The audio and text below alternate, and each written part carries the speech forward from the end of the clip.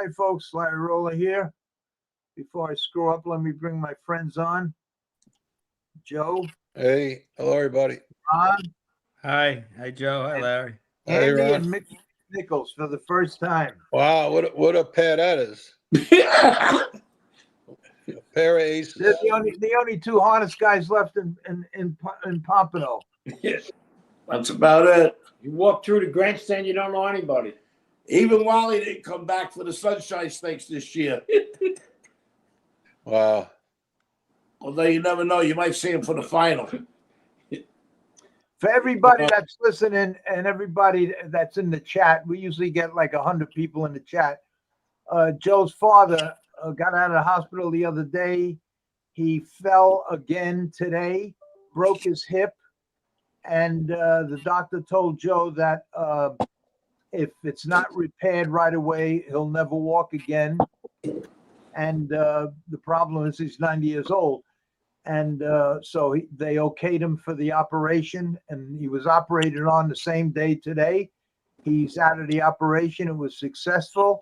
Good. And all good news. So we're all happy for that. Thank God. Yeah, thank God. Susan wishes him the best, Joe. Thank you, Susan. All right. And now we got Mickey McNichols, who vanished. Well, that's all right. Let him do whatever he's doing. The old man had to relieve himself. Oh, okay. He couldn't take it anymore. The pressure was getting to him being a movie star, he said. Yeah, it's tough. Let me just say this again. I said it off camera. I'm going to say it on camera.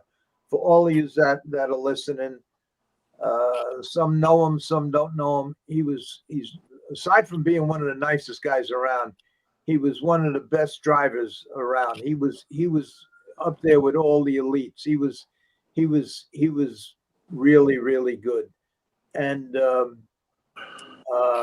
he had a bit of a problem along the way, and maybe that's what slowed him down. I don't know, but because I left, I had left the business, but he's a superstar in every way, in real life and on the racetrack.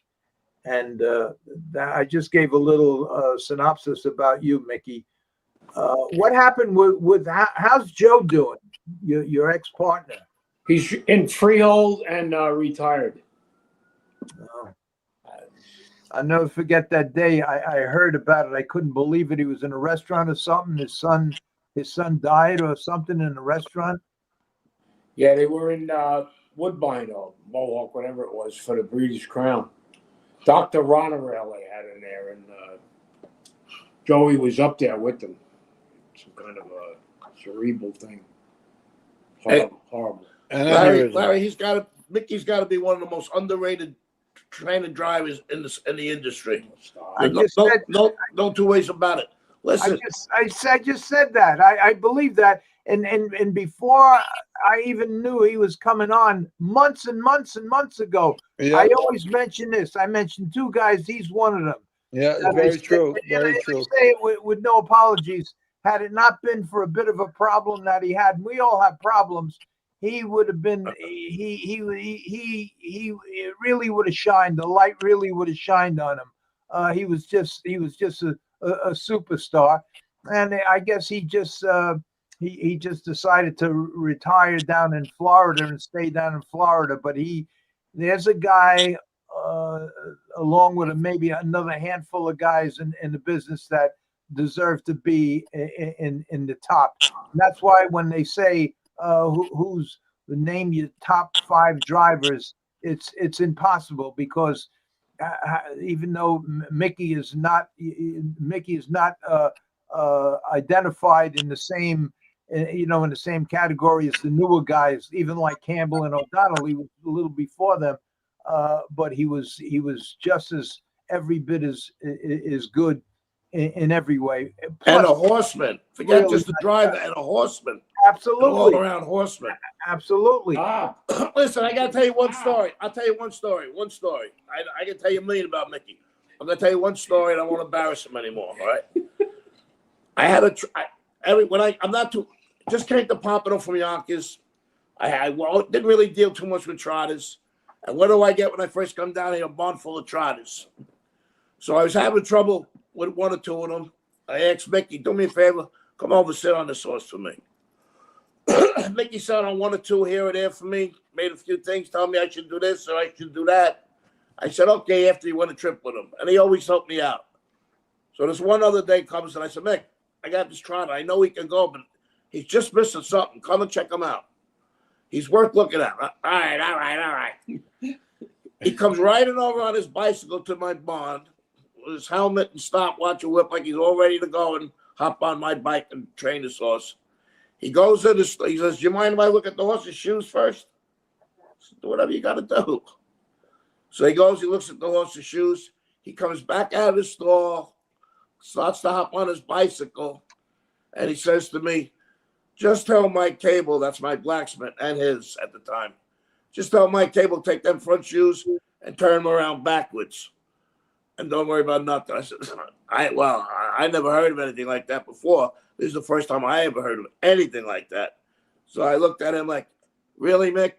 You ain't got 2 minutes for me to go sit on the freaking horse? He said, just go with the horse. If the horse ain't any better, I'll drive the horse for you and I'll train the horse for you. I said, all right, Mick. It was about like a 2-minute 2-1 trot, and that's all he could trot at the time that he was doing. This thing ran off the screen in like 58-3 in the handholds, just like smooth as silk, just smooth as silk. I came back and I told him, I said, Mick, I don't know how to repay you. He says to me, don't worry about it. You didn't think I bet 50 on him? That's a true story. I believe it. I just shut my phone off. Except the 50 part. I think he bet a little more. Now, you can't bet that much here. You killed the odds. Just say like the Roosevelt. Well, I think you could wheel him and... You bet more than 100. You bet against your own money. Yeah, that's true. Andy, I had a horse with Gary Lewis named New York Yankee, and he put the front shoes on backwards. Yeah. And it became a little more common. Yeah, but that was the first time. But we actually bought a horse at Harrisburg called Fitzgerald Lobel, and brought him to Pompano and got him racing and sold him to Mickey's brother. Gary had that horse. Gary McNichol. Yep. I bought that horse at Harrisburg. Gary got him going, and he said, and we sold him, and your brother bought him. And then the year after that, we had postseason. Your brother bought postseason office. Remember that? I remember the first one.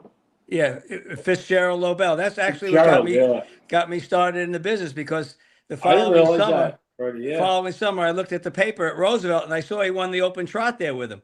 And I told my wife, I said, "That's the horse that I bought in Florida with I bought in Harrisburg for Gary Lewis, and we sold to Mickey McNichol's brother." She said, "Why can't we have a horse?" So the following winter is when I got one.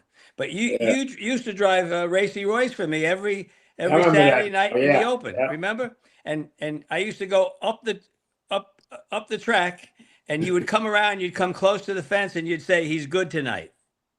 You probably did that with a lot of people, because the horse had 2 bow tendons. But he said, "He's good tonight," and he would. He said, "He's real good. He'd be real good." I had a guy curse me out every race.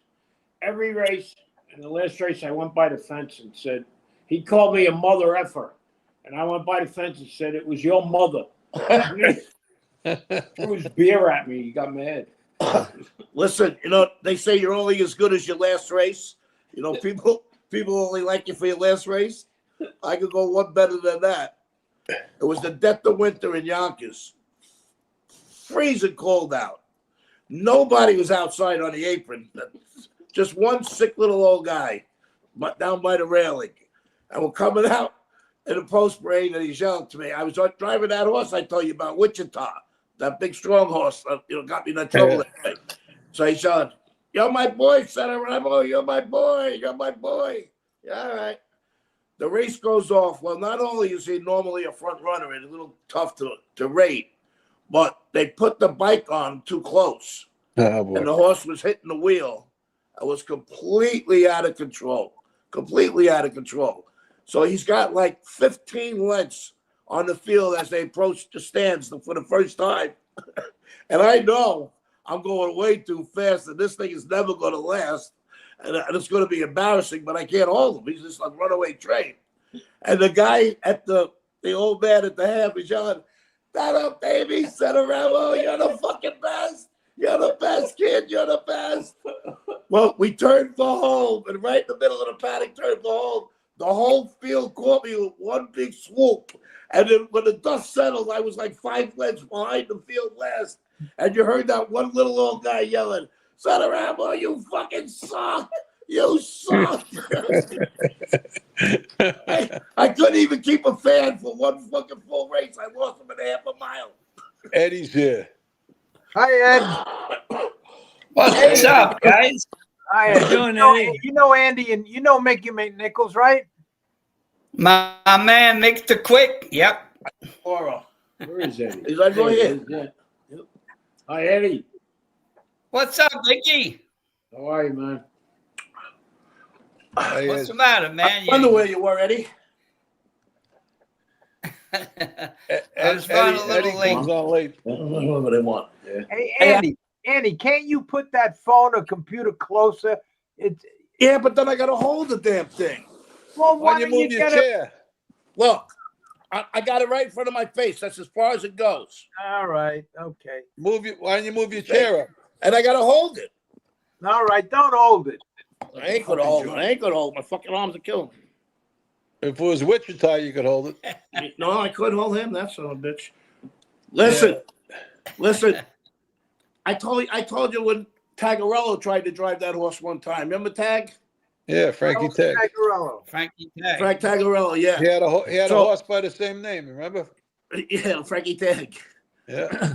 So anyway, this one time he says, my father says to me, I said, "Dad, I can't hold the son of a bitch." I said, "There's no way after that race I can't take him off the gate." So he said, Frank Tagarello said, "Tom, no disrespect to the boy, but I had the worst pullers there is. I had Suntown Cole and I had Pop Time. These were two like known pullers." He said, "There ain't a puller I can't hold." I looked at my old man. I said, "Put him down, Dad. I can't hold him." So they put Frankie Tag down to drive Wichita. Well, he gets in the same race with a horse called Bo James N.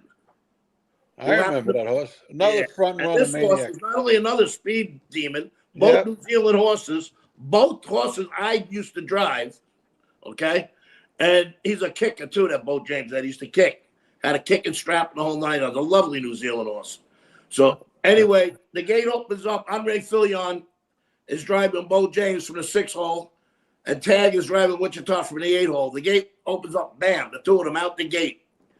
They got 5-6 lengths on the field at the 8th hole. Tagarello can't get Wichita back in the 2 hole.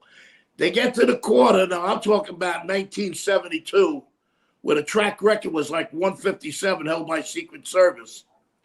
And they get down the quarter like 28 seconds flat. They got 15 lengths on the field. And finally, Tagarello wrestles the horse back in the hole. They come to the half. They still got 15 lengths on the field.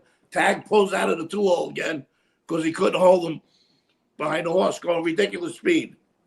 They both ended up dead last. They came back.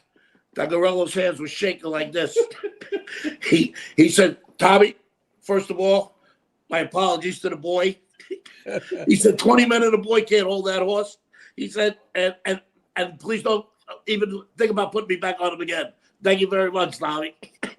Larry, I wish to God I had pictures of this horse. Matter of fact, if I ever do, I'm going to mail it to you.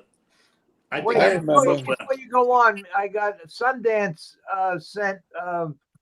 sent Mickey a message. It says, "Mickey, remember we went to 7 Flags in Jackson? You, me, Julie, myself, Deuce, John Patino, Kathy, and Jackie Moe." Yeah. Who's that? Yeah. That's Sundance. Her name is Trish. She was married to Deuce, I think. Greg Waslick. She was married to Greg Waslick. Well, who's Deuce then? What was the name of the place? I guess Deuce was the 7 second. Flags. 7 Flags in Jersey. The The amusement park, yeah. Yeah. 6 Flags. Pictures. 7 flags. 6. 6 He said flags. 7. Well, maybe they put That's another right. You one got up. to add one anyway, right? I'll take away one. For the host. Hey, Mick, let's go to the Greenbrier. I don't know where it is. It's over. I told you, Eddie, no more. They closed down. Yeah, we went to the enclosure. They all closed I down. know, I heard. Oh, place a ghost town. Nothing but The condos Greenbrier, here. the banana boat. Brothers. Condos are Canadians. What the hell you do all day down there? Play poker. That's about it. What else you gonna do? I got a Tagarello story. One night in Pompano, we get in a race and we're bumping. He comes in and he's ready to deck me. And the fucking veins were popping out of his head, getting ready to hit me. I'm oh, please don't let him. This guy will kill me. And the veins popping out of his head. McNichol, you're a scumbag. You always were a scumbag. And you always will be a scumbag. And I'm like, if I fucking laugh, he's going to kill me. He's going to fucking kill me. And I had everything I could do to not laugh. He could get very riled up, Frank the Tag. Yeah. And then he was old, too, probably. But he looked like Some crew there. Oh, you got that right. When I lose my son, it's all over again. Oh, there you go. Adios, motherfuckers. That's all. Joe, where's your father now? He's in the hospital, right? Yeah, he's in the hospital. Sure. What's the schedule now? I don't know. He's probably going to have to go. Doc said it's a 3-month recovery. Oh boy. Joe, I did it again. What'd you do now? I'm talking. My son's name is Joe. I'm calling him to fix this. Sometimes you got to disconnect it completely and start from I the don't know. When beginning. he first put it on, it was a nice big picture, but we can't get that big picture no more. It I fell. tell you, move the couch up 3 feet instead of worrying about that. Meantime, Oh, Eddie, what's the story on that horse, White Barrio? They scratched him right in the post parade of the Breeders' Cup. Yes, and right after that, they took him to the university and had him all diagnosed from head to toe. There was not anything wrong with him. Perfect. Yeah. There's right, so many trainers and owners that are complaining about these regulatory vets that are scratching horses. for no And reason. they're not really qualified. So Go up. He scratched him right out of the post parade. Right. When yeah, he was in the post they parade, were going he to the said, gate. yeah, he said he said he was lame in the left front or right front or something. Yeah. Well, they took him. A lot of trainers. Kenny McPeak had 2 of them scratched too. But they said there was absolutely nothing wrong with the Come on horse. your show. What? Renee Poland, did he ever come on your show? That's a shame. No, No. He was What did supposed say? to. I didn't hear him. he Renee said, did Poland. Renee Poulin ever come on the show? No, he was gonna come on that one time, and he chickened out the last minute. He was gonna come on twice, but he says, "Larry, please don't let me do this." I said, "You don't want to come on? Don't come on." But I told that one story about him when in the beginning when I was talking about the book and what about that whole book thing. Yeah. He was I don't know if I put the story in there, but I added it when we were doing the screenplay with Nicholas Pileggi and them. I called him up and I went to his house and he was living with his daughter at the time. And I says, can I tell this story? Because it's quite a story. And he said, yes. So it wasn't in the book, but it was an unbelievable story. I mean, it involved people dying, involved a lot of money, it involved Wall Street, it involved a lot of heavyweight stuff. And so I asked his permission if I could add it in, because Pileggi said he said that's a good story, it should be in there. So I went to his house, I asked his permission.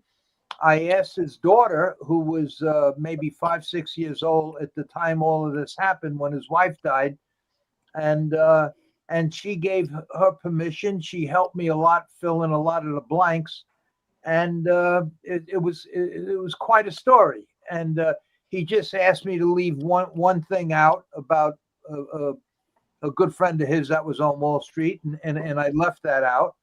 And I wrote the story out. We were going to make it part of the TV series, and we were going to talk about it, and we were all set. And then the last minute, he says, "I feel funny. I never did this before," and so I says, "No problem. Don't just stay away."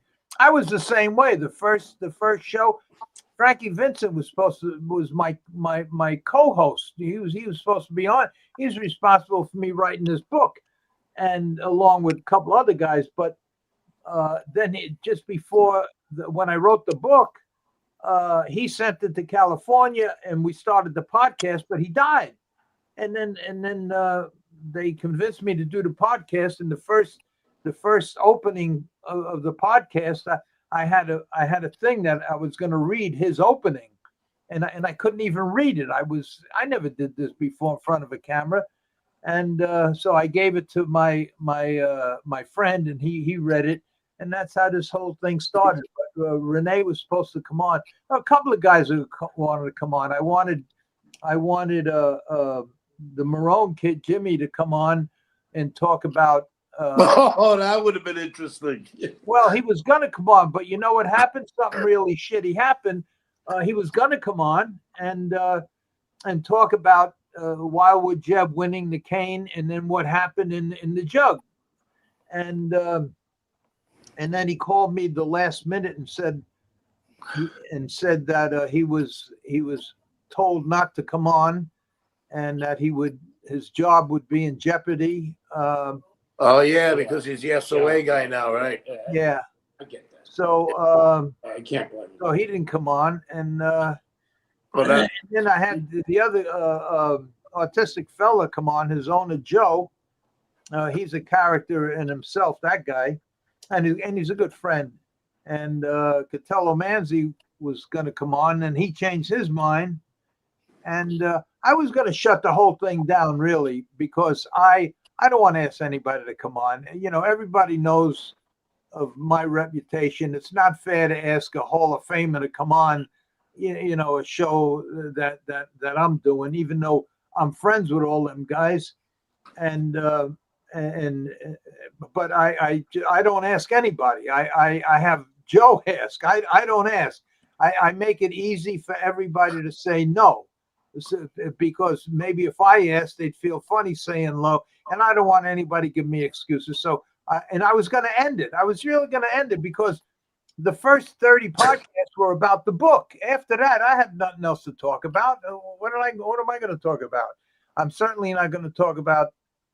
I'm not going to talk about a lot of things. So, so what happened? Michael LaChance called me up, and he told me, he says, don't end it. He says. I says, I'm not good at this stuff. I don't do this stuff. I don't know what to talk about. I say the same thing 15 times. I don't even know what I'm doing, and I forget a lot. And Mike's a good guy. I'll come on and then after that, O'Donnell called. He come on, and then everybody start coming on. Joe Rico came on a few times, and now it's nice because they see that if they come on, they won't be a warrant out for their arrest. They won't be on that list. And it's just old friends meeting for the first time in 20, 30, 40, 50 years, 60 years in some cases. I know one thing for sure, it'd be a whole lot more entertaining if there were guys like guys that weren't embarrassed or. It'd be a lot more entertaining if we told everything we know. Yeah.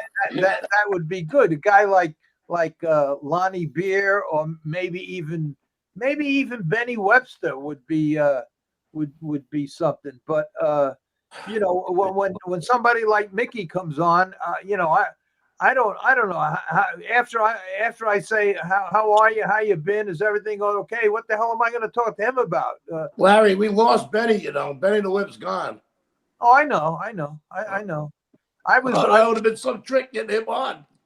No, he would have come on. I used to have dinner with him once a week. No, I meant if he could tell his stories. Yeah, a guy like that had a lot of stories. Yeah, we'll get Buddy Gilmore too. We might as well get Buddy Gilmore too. Yeah, and Harry from Gamois. And Hervé and Dell. Yeah. Boy, Hervé. Larry, you want to hear about the fixed race I was in? Go ahead. Pompano Park. Yeah. Now, I was in the Rodney Dangerfield movie. Well, you were in that Easy movie? Money. Easy Money, when Pop Finger put his heels down. Yeah. Rodney Dangerfield. Please tell me you know what I'm talking about. Yeah. I was in there. I was one of the guys holding the horses back. When Pop Finger won the race.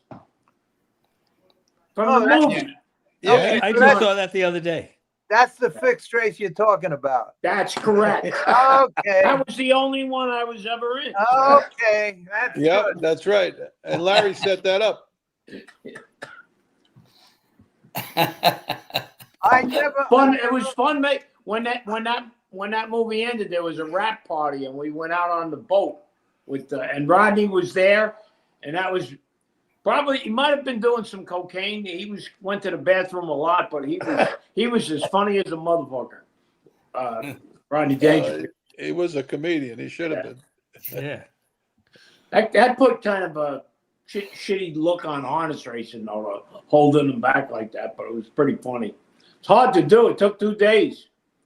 It took 2 days to get all the. We took 5 or 6 shots of it. We used to do it 3 times a night. Yeah. They do it 2 times a night, he said. I know nothing. I know nothing.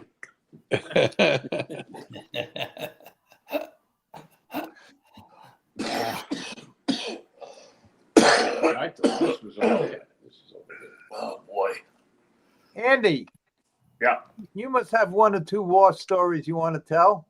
Oh, Larry, I can tell you a million stories. I'm trying to filter them out in my brain, figuring which ones can be televised here. But we got to have some Roosevelt and Yonkers stories. You got to remember. Huh?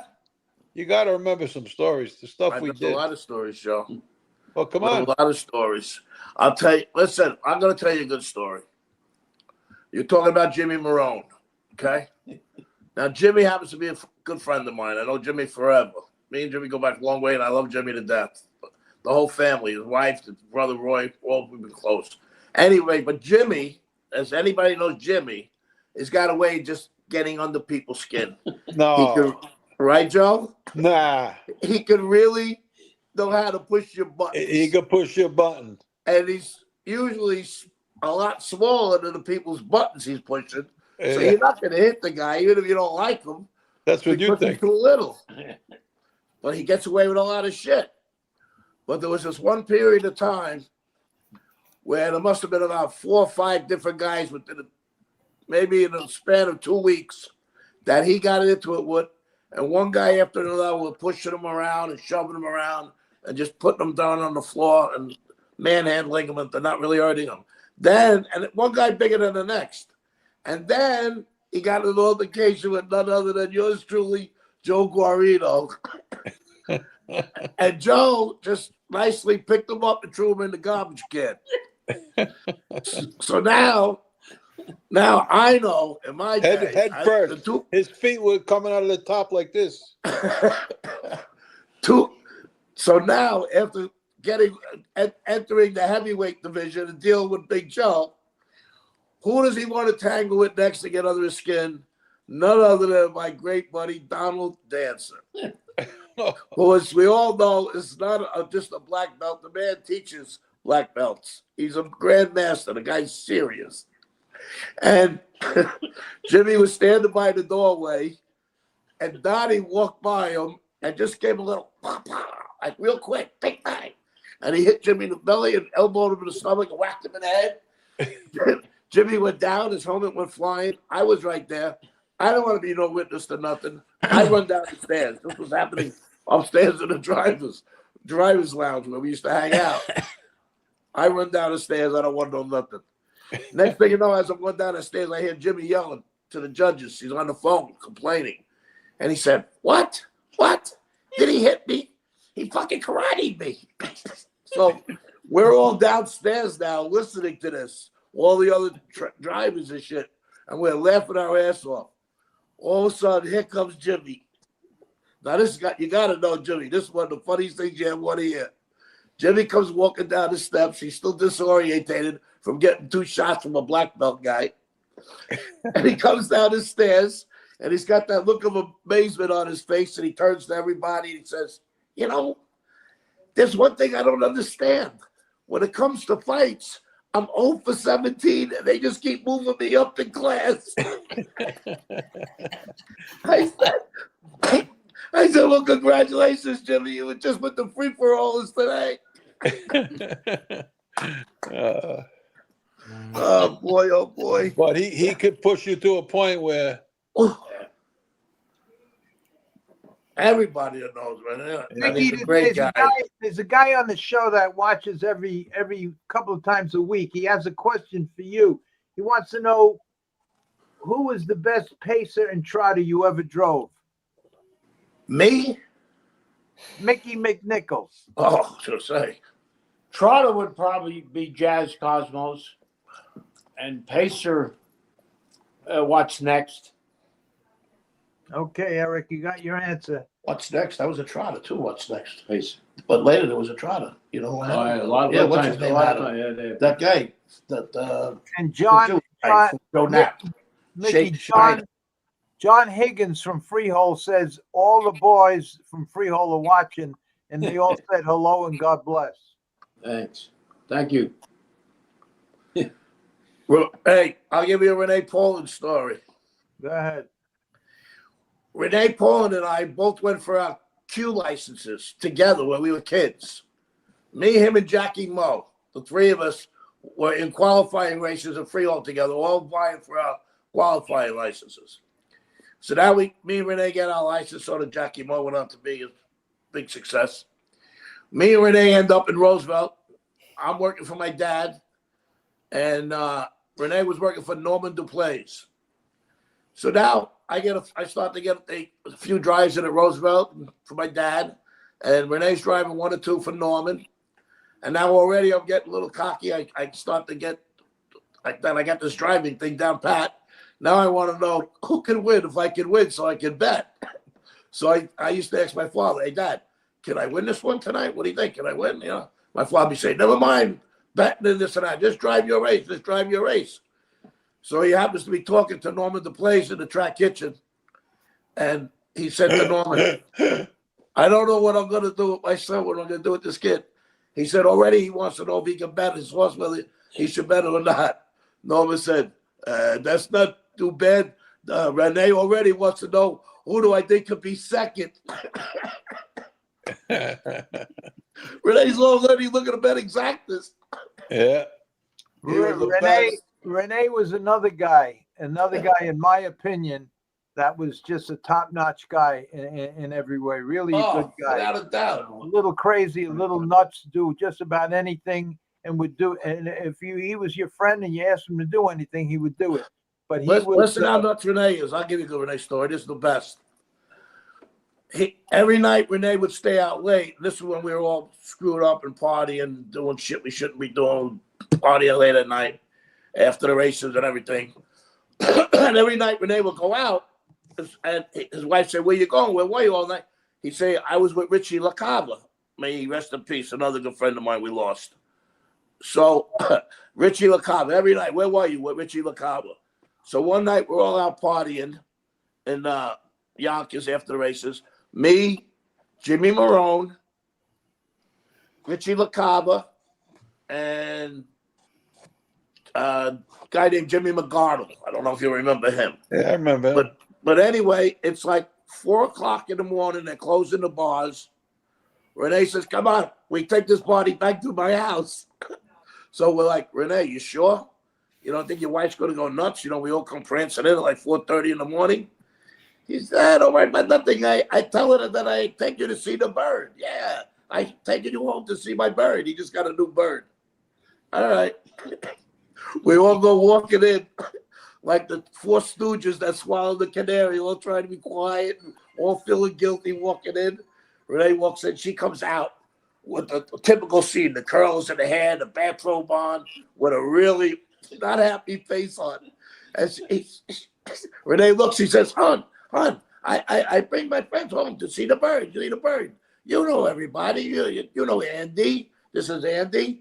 This is, I go, "Hey, how you doing?" "Yeah, this is Jimmy Marone. Jimmy, how you doing?"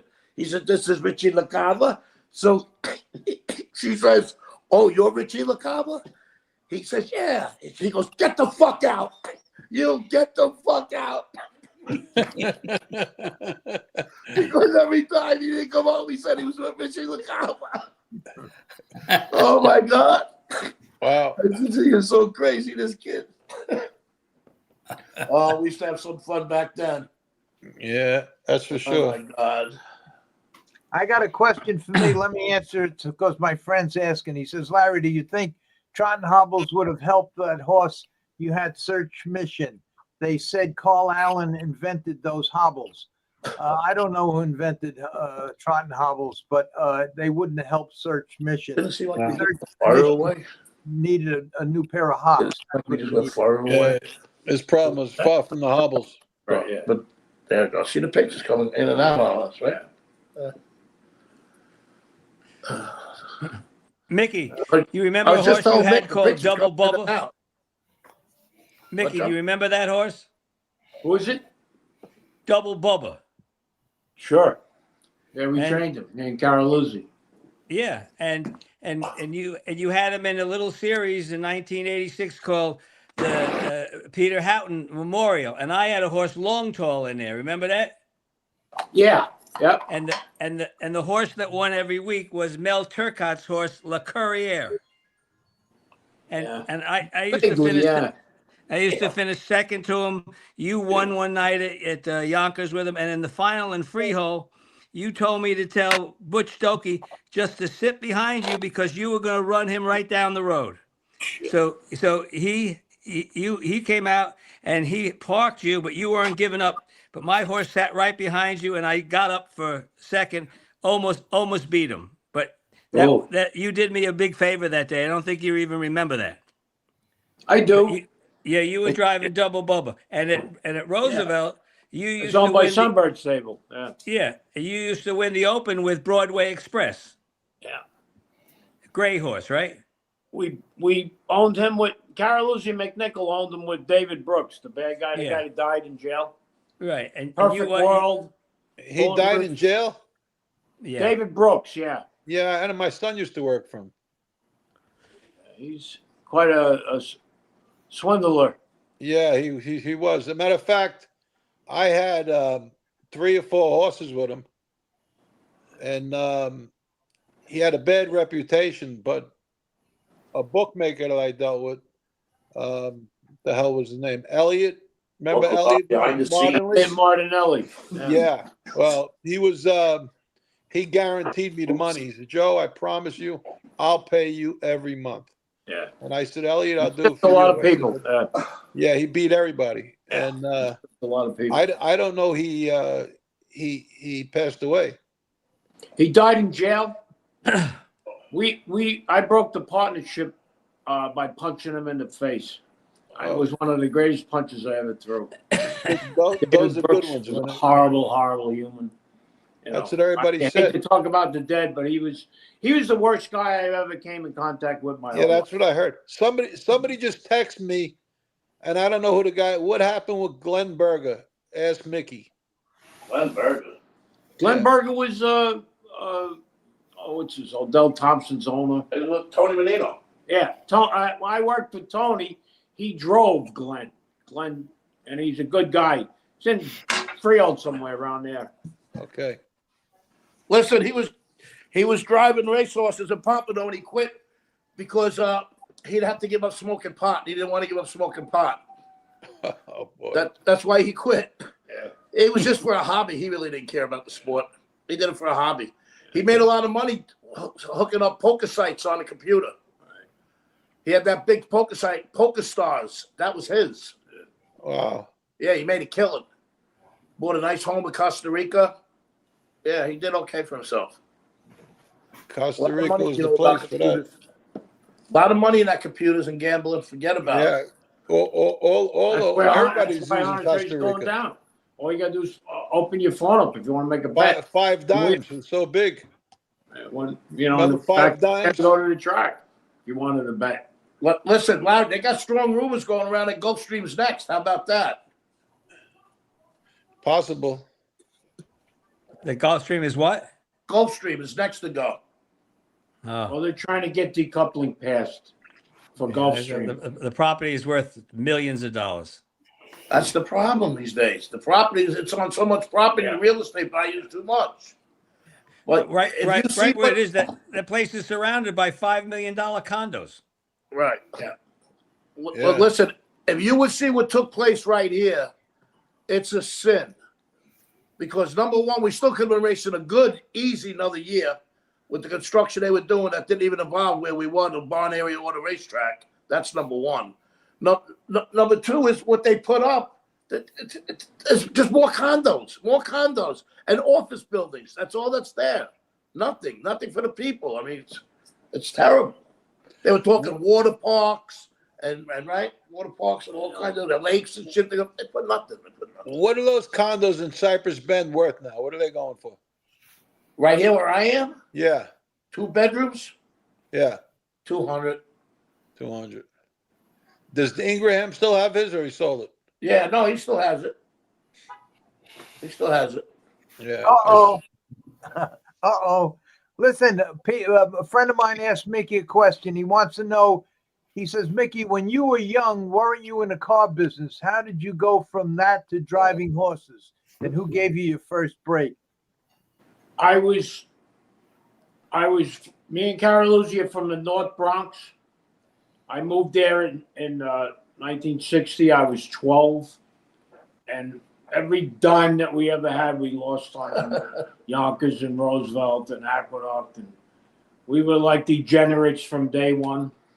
And I went to work for Satch Werner in Yonkers, and the first day in a blizzard, and then the next day we went to Pompano. With Mario Mussolino? Was Mario Mussolino working then? I don't remember. When I started grooming for Satch, I worked with Andy Kovac. Wow. Nancy Knockman. Wow. There's a name you probably heard. There's a name from the past. Wow. Jesus. She Yeah. used to comb her hair with a pork chop. Yeah. If you remember, we were always good friends.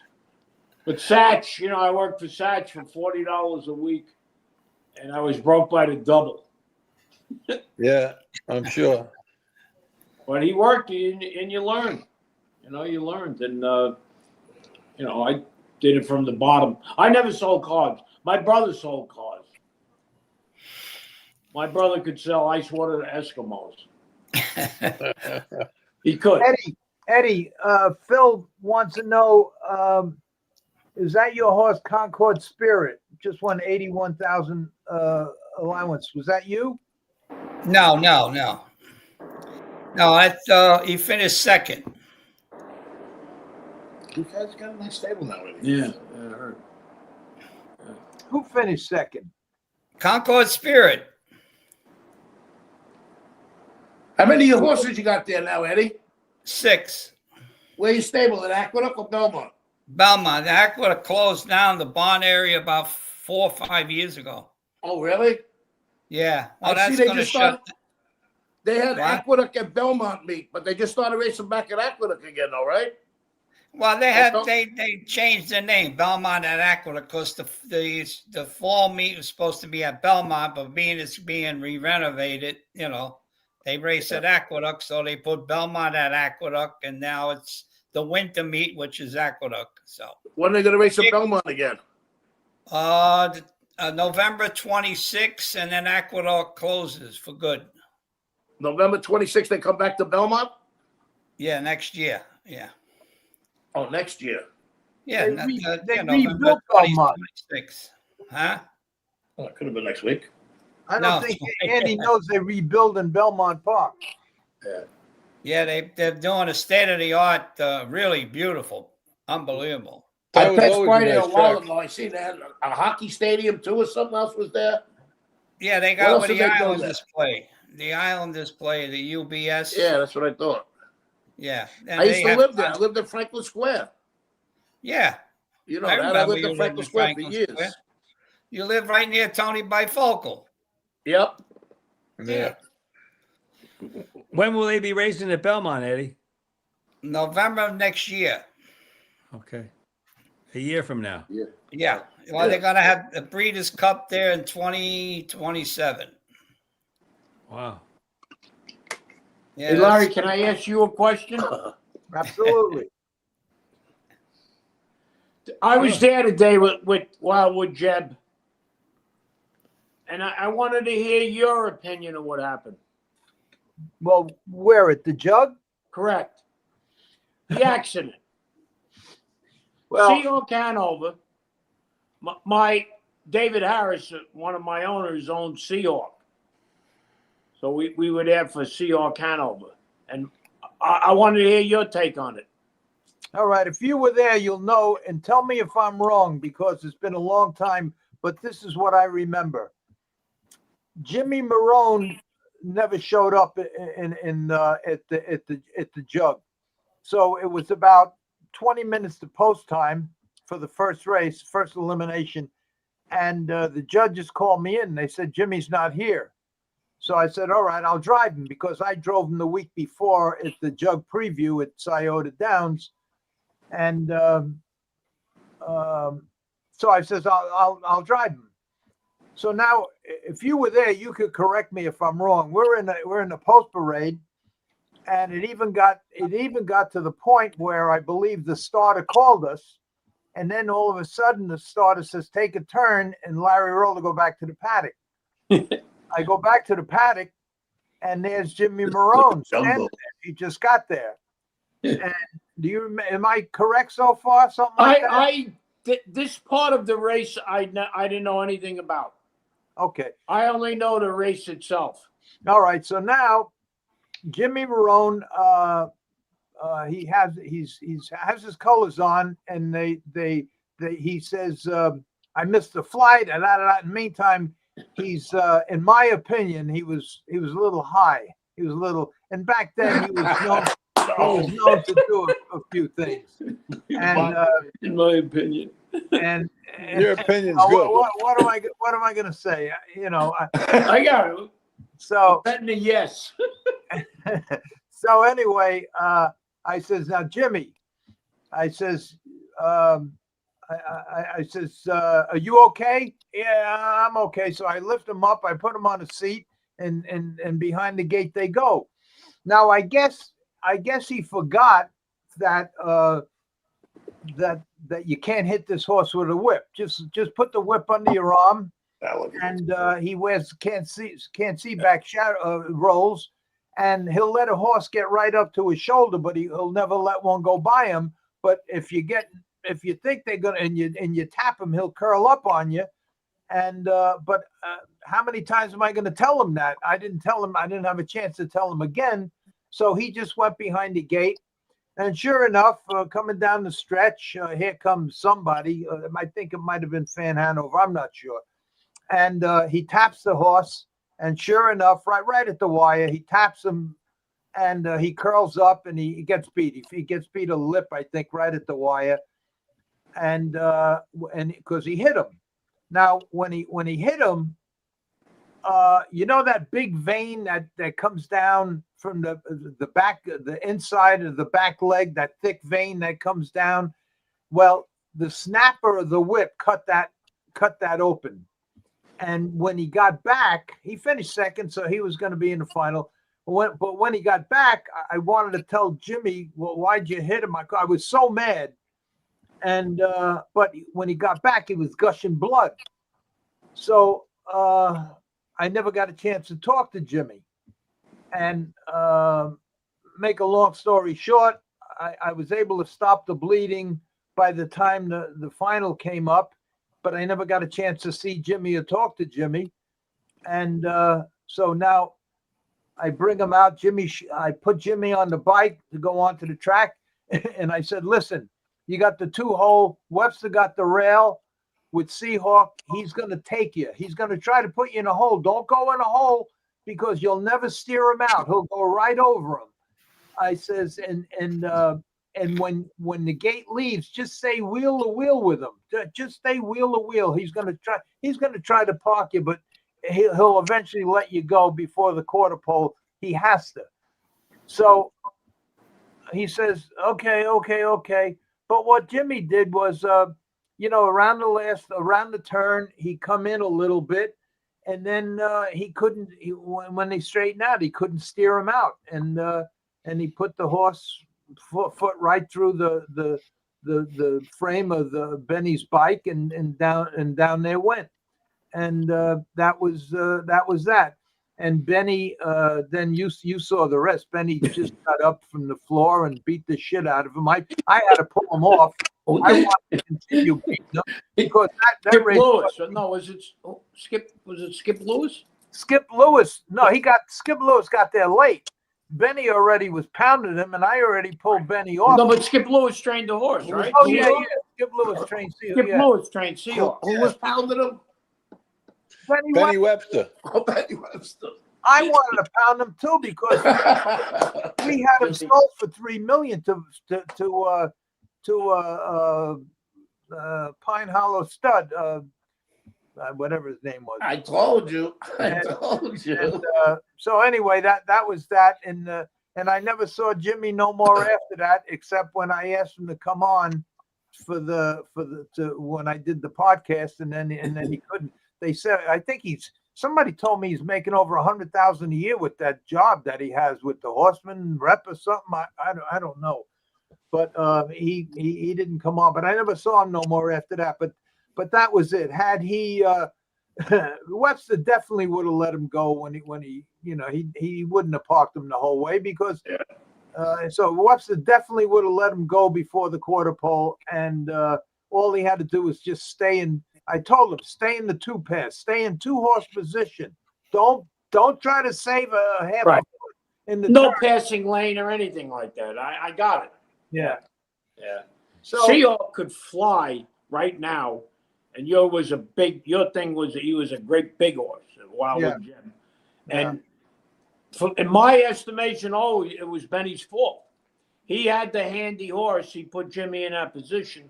He got run over. That's what happened. And he thought he was too cute on the front end. He should have went a little faster, knowing that you got a really hot horse behind you. Or, like you had said, just let him go at the quarter. Yeah. But I told that's the only thing I was able to tell Jimmy. Just don't take no holes. Right. Just stay in 2-horse position. Let him know that you're not taking back, and he'll let you go before the next turn. If they go to head, neither one of them are going to win. If they go head, but Larry, you forgot one thing. What? You were supposed to speak to Benny Webster, but I never got a chance. The horse got cut. You couldn't speak to him. Right. You want to add that part?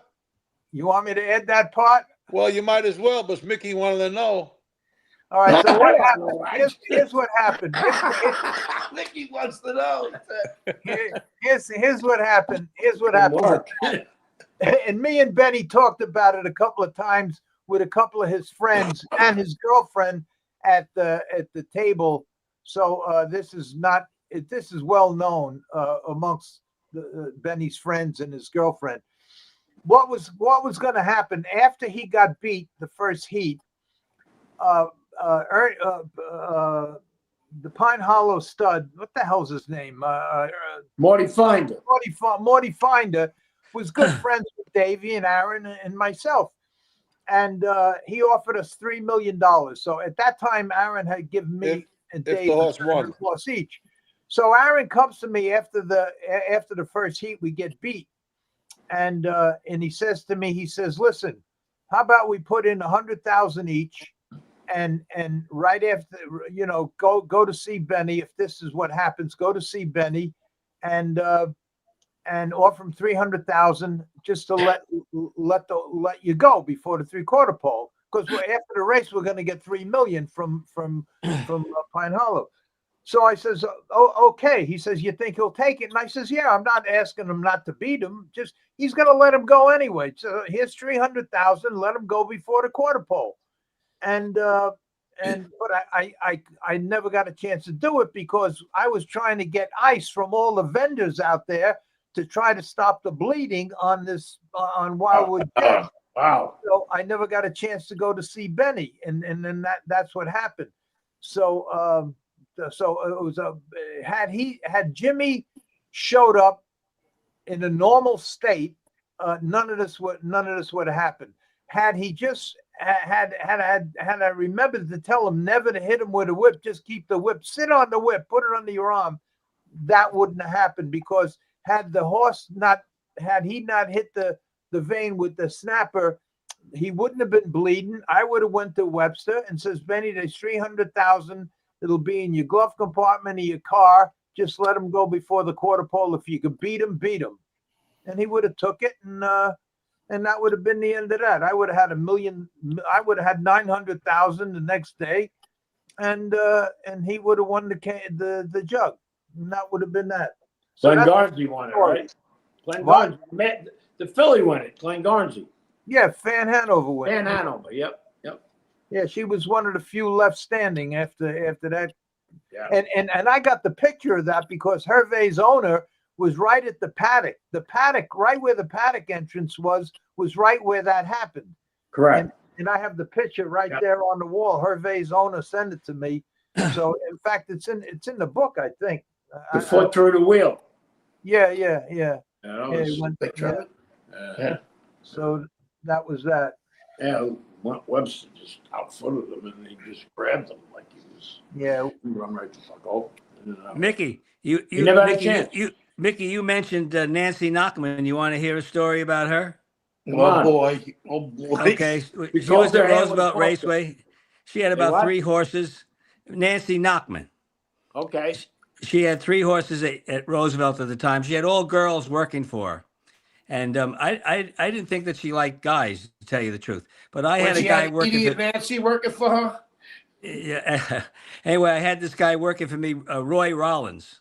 He was a groom for George Wampetish. He quit George Wampetish to come drive a truck for me. 6-horse I remember van. Wampetish, yeah. Yeah. So he used to go to the races at night and everything else. Anyway, Roy was married to a woman named Sylvia. He was black, she was black too, but she was a wonderful woman. She was about 6'1". She was a big woman, very, very nice and soft-spoken. And Roy, on many occasions, mentioned to me that, he has to mind his manners with Sylvia, because he says, "Ronnie, it'd take a good man to whip her."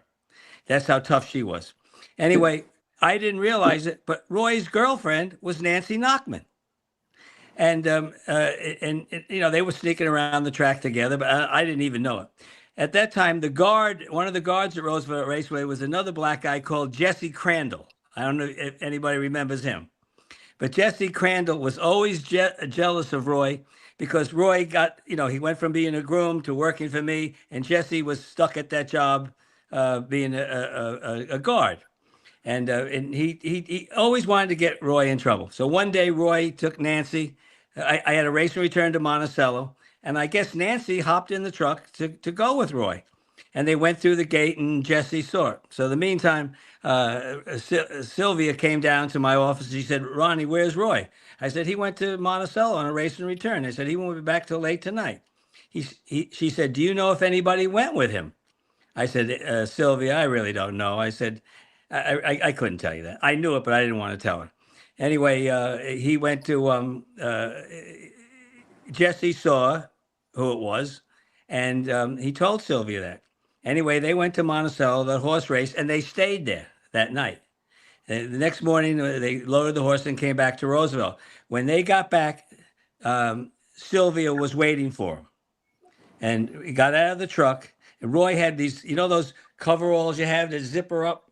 Well, he had just unzipped it, and he had just one shoulder out, the other shoulder out. And she come around the corner, his wife, Sylvia, zipped the zipper up right to his neck with his arms stuck inside the thing and literally beat the living daylights out of him. Poor Roy was just like a sack of potatoes on the trunk getting beat up. Then she ran to the next barn where Nancy Nachman was and beat her with a burr head pole. I mean, literally beat the daylights out of her, right? And then she disappeared. So when I went over, because I never saw the truck come back, I went over there. Nancy was sitting on the trunk with her blouse open, and they used to call her Nancy Big Knockers Knockman, right? She was sitting on the trunk. It was just her bra and a million marks all over from this burr head pole. And she was crying to Roy, I can't believe what your wife did to me, Roy. Look what your wife did to me. Look what your wife did to me. And with that, here comes Sylvia around the corner again with that burr head pole. It was like a horror story. And she beat the 11 daylights out of Nancy Nachman again and Roy. Roy literally had to take her to the doctors, right? How he didn't get thrown off the track, I'll never know. But the job that Sylvia did on Nancy Nachman, she wasn't the same for I don't know how long. But that it put some marks on her, on that thing. But that was it wasn't funny, but it was hilarious how when she zipped those coveralls up on him and he was just stuck on side of the thing, he was like a punching bag. It was like in a straitjacket. Yeah, like a straitjacket. He was like a punch, and she was a big woman. Like I said, he used to tell me, he said, Ryan, take a good man to whip Sylvia. But he Nancy Nachman, I never the person that told me that thing I said about she combed her hair with a pork chop, she always had this big greasy hair. Yeah. She was a mess. Jimmy Marone Sr. told me one time she must comb her hair with a pork chop, and I never forgot it. And it's like 100 friggin' years ago. But Marone Sr., he had what a sense of humor. She combs her hair with a pork chop. She's vile looking. She was horrible. How anybody would like her. But what really surprised me was I always thought she liked women. Because that's all she had working for her. I thought she had them tendencies. I think she liked anybody that would like her. Well, that was. I can't believe you brought up George Wampatich. Yeah. I mean, I remember that name. I never met anybody in my lifetime that remembers that man, that knows that man. Oh, I know him. I raced. He was a nice guy. He used to jog with a suit and tie on. He was the first guy I ever met on the racetrack when I got thrown out of high school, and my father said that if you think you're not going to go to school and you're not going to work and just lounge around all day, you got another thing coming. You're going to go to the barn and learn how to shovel shit, take care of horses. I said, wait a minute, let me get this straight. Yeah. I don't have to go to school no more. If I go play with horses, sign me up. The first guy I meet was Julie Kohigi. I know you don't remember this guy. I remember him. Julie Kohigi and a Hungarian guy, good friends with George Foldy. I know you know George Foldy, Larry. We all know. Yeah, I know. And the guy that was overlooking Julie, his good friend, was George Wampatich. And he was the first one that used to, when I took interest in wanting to be a harness driver, I started to really get the joy of wanting to race them horses right away when I was jogging them, was the first one to teach me along the way basic steps on, fundamentals on becoming a driver. First guy to give me a push and give me some confidence that, I can do it. A good guy. Yeah. I'll never forget. He said, boy, he says, who are your three favorite drivers? I said, Buddy Gilmore, Carmine Abatello, and Hervé Fillon. He said, those are three good drivers, son. He said, you know what? One day, God willing, you might be another Carmine Abatello. That's a good guy to try to emulate, be like him. Who knows? You might be another Hervé Fillon, he said to me. But don't try to emulate Buddy Gilmore. There'll never be another Buddy Gilmore. The man's a freak of the nature. He's a man's a freak of the sport. And I'll tell you what he meant by that. He was so true. And Buddy, anybody that knew Buddy loved Buddy. I mean, people on the racetrack hate everybody. Somebody's got something to say about somebody, most of the time out of jealousy. Nobody disliked Buddy Gilmore. The nicest gentleman on the track, super, super guy, besides his talent. I'm sorry, excuse me. And what he meant by that And he had a was, lot of friends. He had a ton of friends. Yeah, yes. And the fundamentals, Larry, he had a ton of friends. Young driver. Keep a horse on the bid, keep their head up, Oh, don't make a horse feel, drop their head, feel defeated. Buddy did everything unorthodox. Drop the lines down on the horse's hocks. Just looked like effortlessly. Never see him reach back and hit a horse. He would just coax him with the whip. So effortlessly. And he was a great driver, the top leading driver forever, Hall of Famer. And now I forgot what I was saying because of that. Oh, but he said, you'll never be another Buddy Andy, Gilmore. he had a lot of friends, Andy. Buddy? Yeah. Oh, everybody loved Buddy. Yeah. I'll tell you what, Buddy the fans were always screaming when they and if you were tickets. Buddy Gilmore and Benny Webster went away. They got in trouble. Big shit they went through with the lawyers. They were barred from the track. They might even did time in federal pen at the time. I don't remember. But when they came back, they let them back and they let them race back at Roosevelt. The fans brought signs that said, "Welcome back, Buddy, and Benny." After they have just been proven to have been accused and convicted of getting in trouble with things pertaining to horse racing. That's how much the public and everybody just idolized this guy. Yeah. Super guy. You know what the good thing about him was, Andy? The good thing about Buddy Gilmore was that if you were looking for somebody, all you had to do is go to Buddy Gilmore's office, because they would be Benny Webster, Sal Sparacino, Mike Santa Maria, Riel Jimmy Cormier. Cruz Sr. They were all there in his office all the time. Pat You didn't have to go looking all the racetrack. Just go to his office. They'd all be there. Oh, yeah. All right, how about this? Buddy Gilmore's birthday is the same day as mine, July 23rd. Okay? They're having a party for him at the Wheatley Tavern on Post Avenue in Westbury. That was one of Buddy's hangouts. Everybody and their mothers were there. Everybody. Okay? So I happened to be talking to Buddy at the time, and I said to him, "Hey, Buddy," I was just a kid, like 18 years old. I said, "Hey, Buddy," I said, "maybe there is a chance I'm going to be a great driver one day." I said, "I got the same birthday as you." So Buddy says, "Is that right, Jock?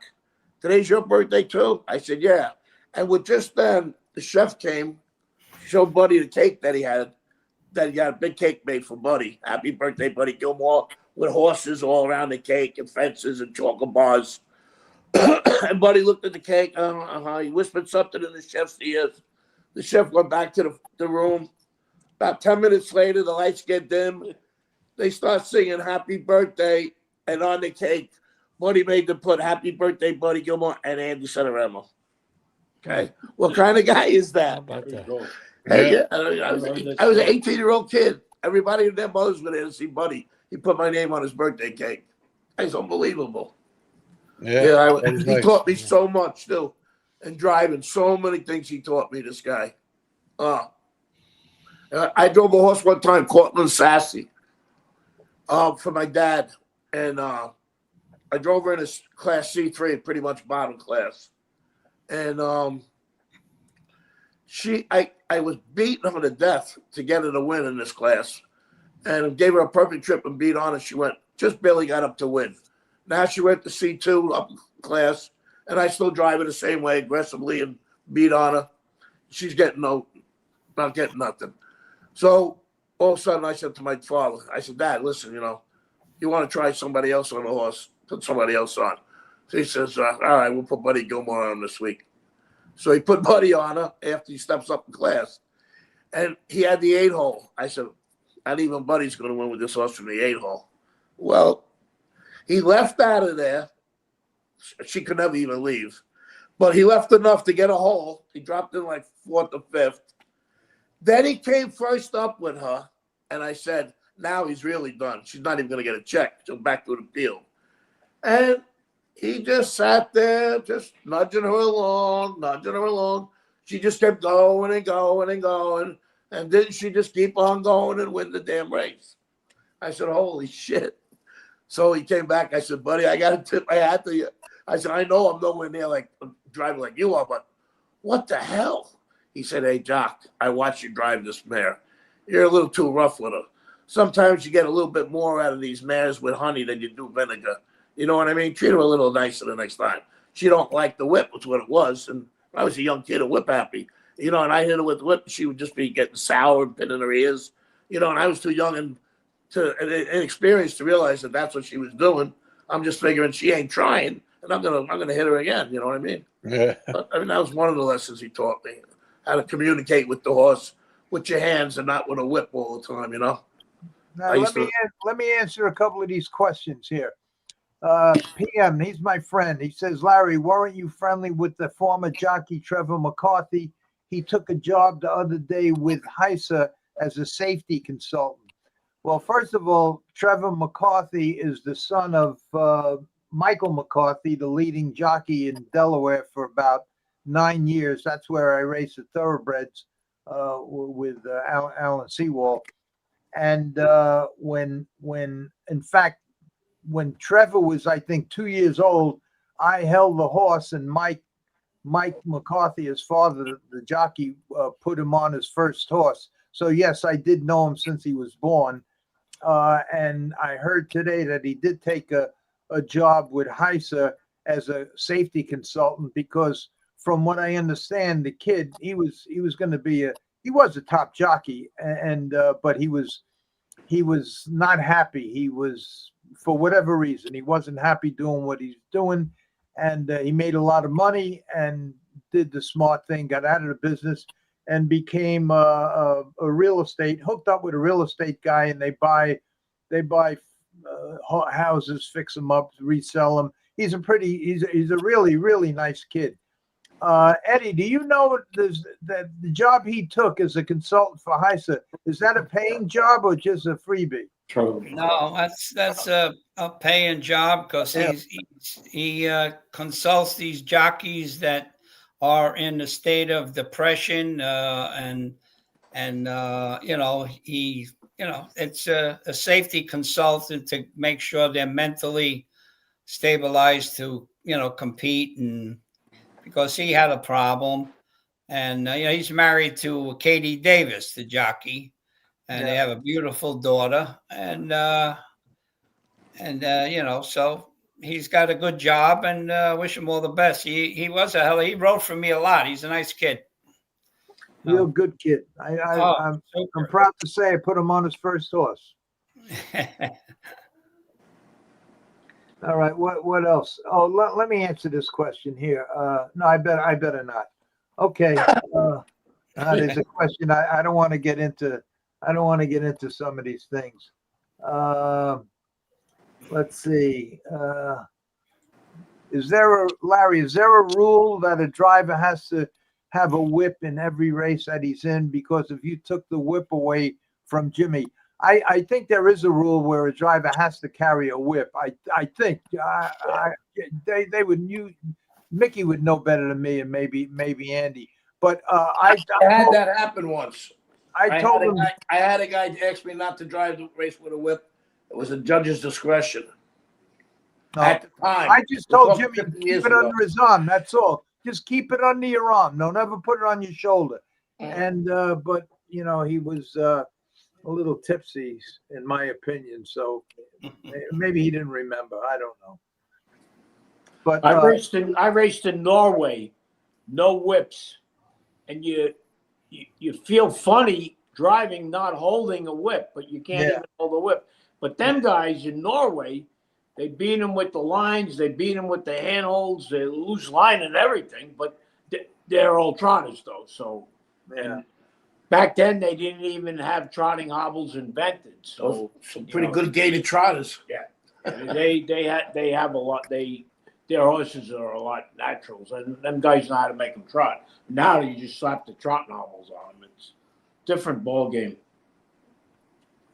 But I think it is a rule that you do have to carry a whip.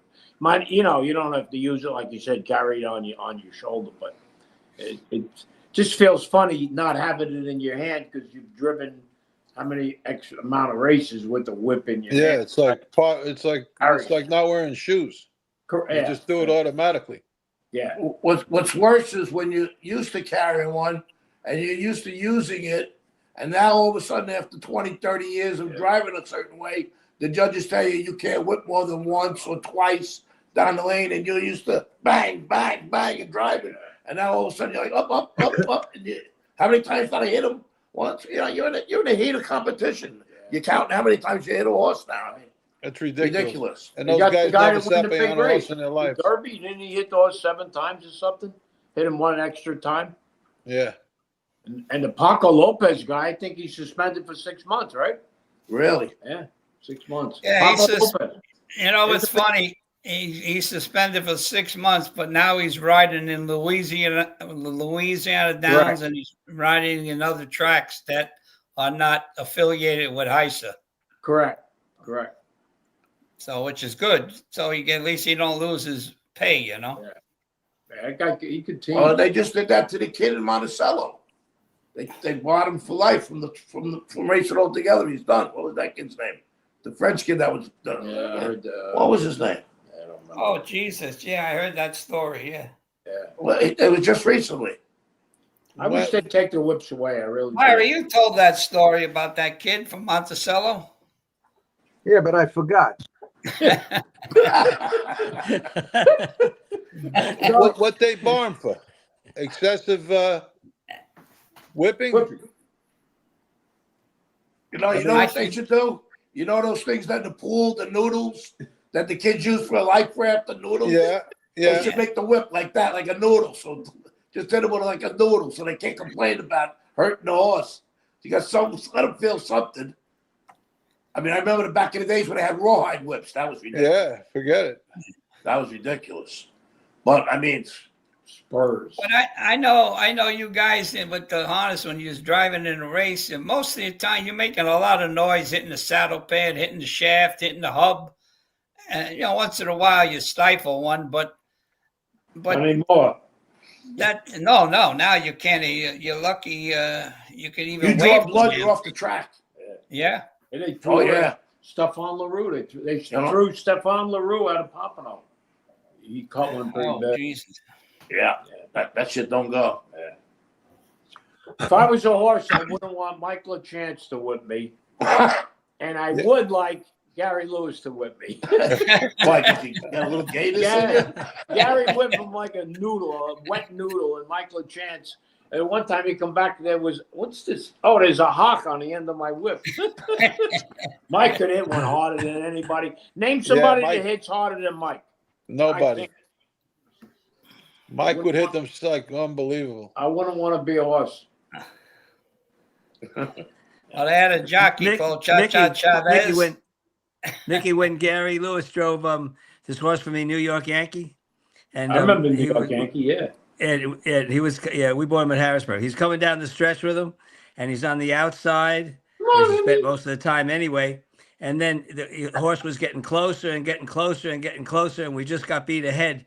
After the race, I said to him, I said, Gary, I don't want to say anything, but couldn't you just reach up and hit him one time? And he says, on the flesh? Absolutely not.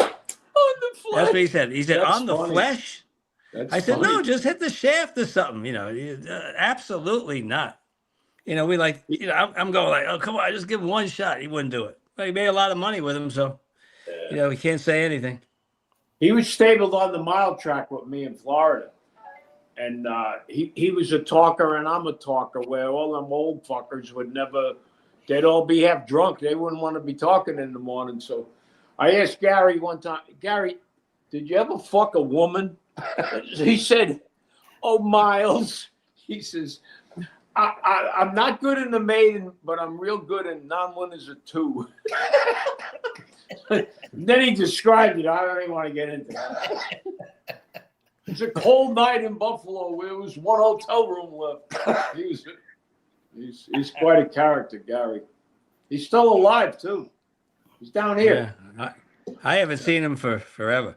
You know, his father disowned him. I did not know that.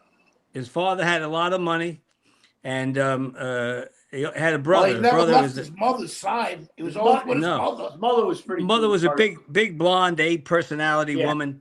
I think that Gloria. I think that was one of the Gloria. reasons why the Gloria. father was mad, that because she had him. But anyway, they were very ultra rich. Not only did they have a chauffeur, but they had a footman. That's the guy that sat in the front seat didn't know and that. got out and opened the door for you. But the father disowned him because he was gay, and he has a brother. I think his name is Vernon Lewis. He's a lawyer, an attorney up in Syracuse. Yeah. But Gary's smart too. And Gary told me that. But his mother used to sit in the box at Pompano every single night. Gloria, and and Gloria, Indians and handicap the horses. Yeah. He loved But betting. yeah, she did. She used to sit there and handicap every night, and he would go and sit next to her, and he was a very nice guy. He was the first trainer I ever had, because, like I said, we got that horse Fitzgerald Lobel, which we sold to your brother, and then the next year we got postseason, won the first 2 races with him. And your brother bought that horse off him, and then we went on to the same year I had New York Yankee, and he did very well, and we sold him to people in Sweden. Yeah. But Gary was a very nice guy. He bought that trotter off you, Larry, right? MMF. Yeah, Mickey, do you remember? Were you down there then? I had a trotter MMF, and I was bought from New York. I gave him to Hervé, and he won 9 or 10, 11 in a row, something like that. And I sold him to Gary Lewis for $100,000, and he took him to Florida, and I got a call about a month later that Gary swam him in the pool and he drowned. Wow. Yeah. That was in 1974. Yeah. I had to sell the horse because that was the horse that John Gotti owned. And he called me up, and I told Hervé, the whole, I met Hervé, and I says, listen, I bought a horse for $5,000 off of Johnny Chapman. And he had 8 quarter cracks. He had oblong feet. He had a quarter crack on one on each side of each foot. And I patched him myself with fiberglass. And after about a month or so, I started putting him back in training and everything. And make a long story short, he was a maiden at the time, because I know he was classified C2. So when I was bringing him back, he was beating my good paces. So I got a hold of Hervé, and I says, look, Hervé, this horse, he's classified C2. He's under my mother's name, but John Gotti owns him. So you can't fool with him. But I'm barred from New York. I want you to train him, but you got to promise me, because I don't want to have a problem with this guy, and you don't want to have a problem with him. You definitely don't. Yeah, You got to win every week with this horse, because I'm telling you, he beat my good paces.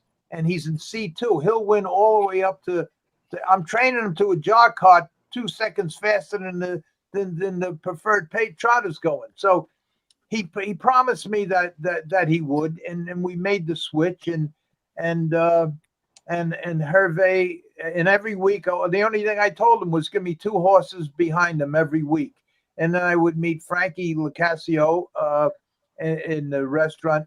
Frank Joey knows the restaurant. Venezia de Notte. Yeah, I'd meet him. I tell him the 2 horses behind, and then he would get into Gotti, and Gotti would bet, and he win 9, 10, 11 in a row, whatever it was. I was supposed to get the right number from Gregory Peck, but he never called me back. But it was something like 9, 10. He went all the way up to the Invitational Trot, and then I sold him to. Then John got a hold of me. And he says, listen, I got a big thing coming up. I don't think I'm going to beat this one. I'll be going away. So, get rid of the horse and let's whack up the money. So I did, and I sold him to Gary for $100,000. And then I heard a month later that he drowned. I called up Gary, and he said he drowned. I swam him, and he drowned in the pool on the training side at Pompano. So I didn't know if you were there or not at that. No, I was there. I used that. I swam a lot of horses in that pool. That's very heartbreaking. Yeah. Yeah. Let's see who died. God. Couple of them died in the lake in Monticello. Yeah. Okay, here's one for Mickey. Mickey, years ago we used to use Joe Schwinn I've never heard anyone ever mention his name in years. He was a good, safe driver. Are you friendly with him, and what happened to him? He works for he's in Freehold. He's still in Freehold, and he works for not Home Depot, one of them food chains, real fancy food chain. What the hell's the name of it? He's worked his way right up to like a manager now. I forget the Whole Foods or one of them things. He told me he was coming out for the handball, but he never showed. I think Joe is a pretty good guy. 10-speed. Jackie Lee used to call him. Joe the bicycle man. Yeah, but he just got out and he's happy doing that grocery store. Like tough. It's a big life change. Horses to groceries. See what the late timing was thing about? You what? The late timing. How about you're just talking about driving horses to groceries? What about remember the fighter Bobby Ches? He won 3 world titles and everything. Yeah. Well, when I heard he was bagging groceries in safe Stop and Shop. I mean, I brought him on the show. He was on the show. We did a podcast together. He was on this show, and it was. I spent the whole day. In fact, I spent a few days with him. It was so sad. Here's a guy that 3-time world champion, and winds up begging groceries, broke, penniless. Not fair, man. So sad. So sad. Well, anyway, Life has Look at that. funny Look at times. that Leon Spinks. He was world heavyweight champion in the world, and you can go on YouTube and see him. He's a janitor in some school gym. Come on. Yeah, he went world champion, heavyweight champion, and the last time you'll say, go on YouTube and say what happened to Leon Spinks, and you'll see him pushing a broom in the That's gymnasium. As he's a custodian in a school gym. He can hardly speak English. I mean, he speaks English, but you don't understand what he's talking about. Well, He spent every single dime he had, and he lives in the broom closet in the school. When he beat Ali, and then he gave Ali a chance to have the rematch, and they asked him, they said, why are you going to give him a rematch right away? He said, I got nothing to lose. I got no money. I got no teeth in my mouth. I got nothing. I got nothing to lose. He said he got no teethuses. He had no teeth in his mouth, no nothing. Yeah, He said, I got no nothing teethuses. to lose. He couldn't even say teeth. Yeah, the boxing game. Say whatever the hell you want. Yeah. Beat Ali, come back and whooped him like a redheaded stepchild the next Yeah, time. he was. That was no fight. His brother was a pretty good. His brother was a pretty good fighter too, Michael Spinks. Yeah.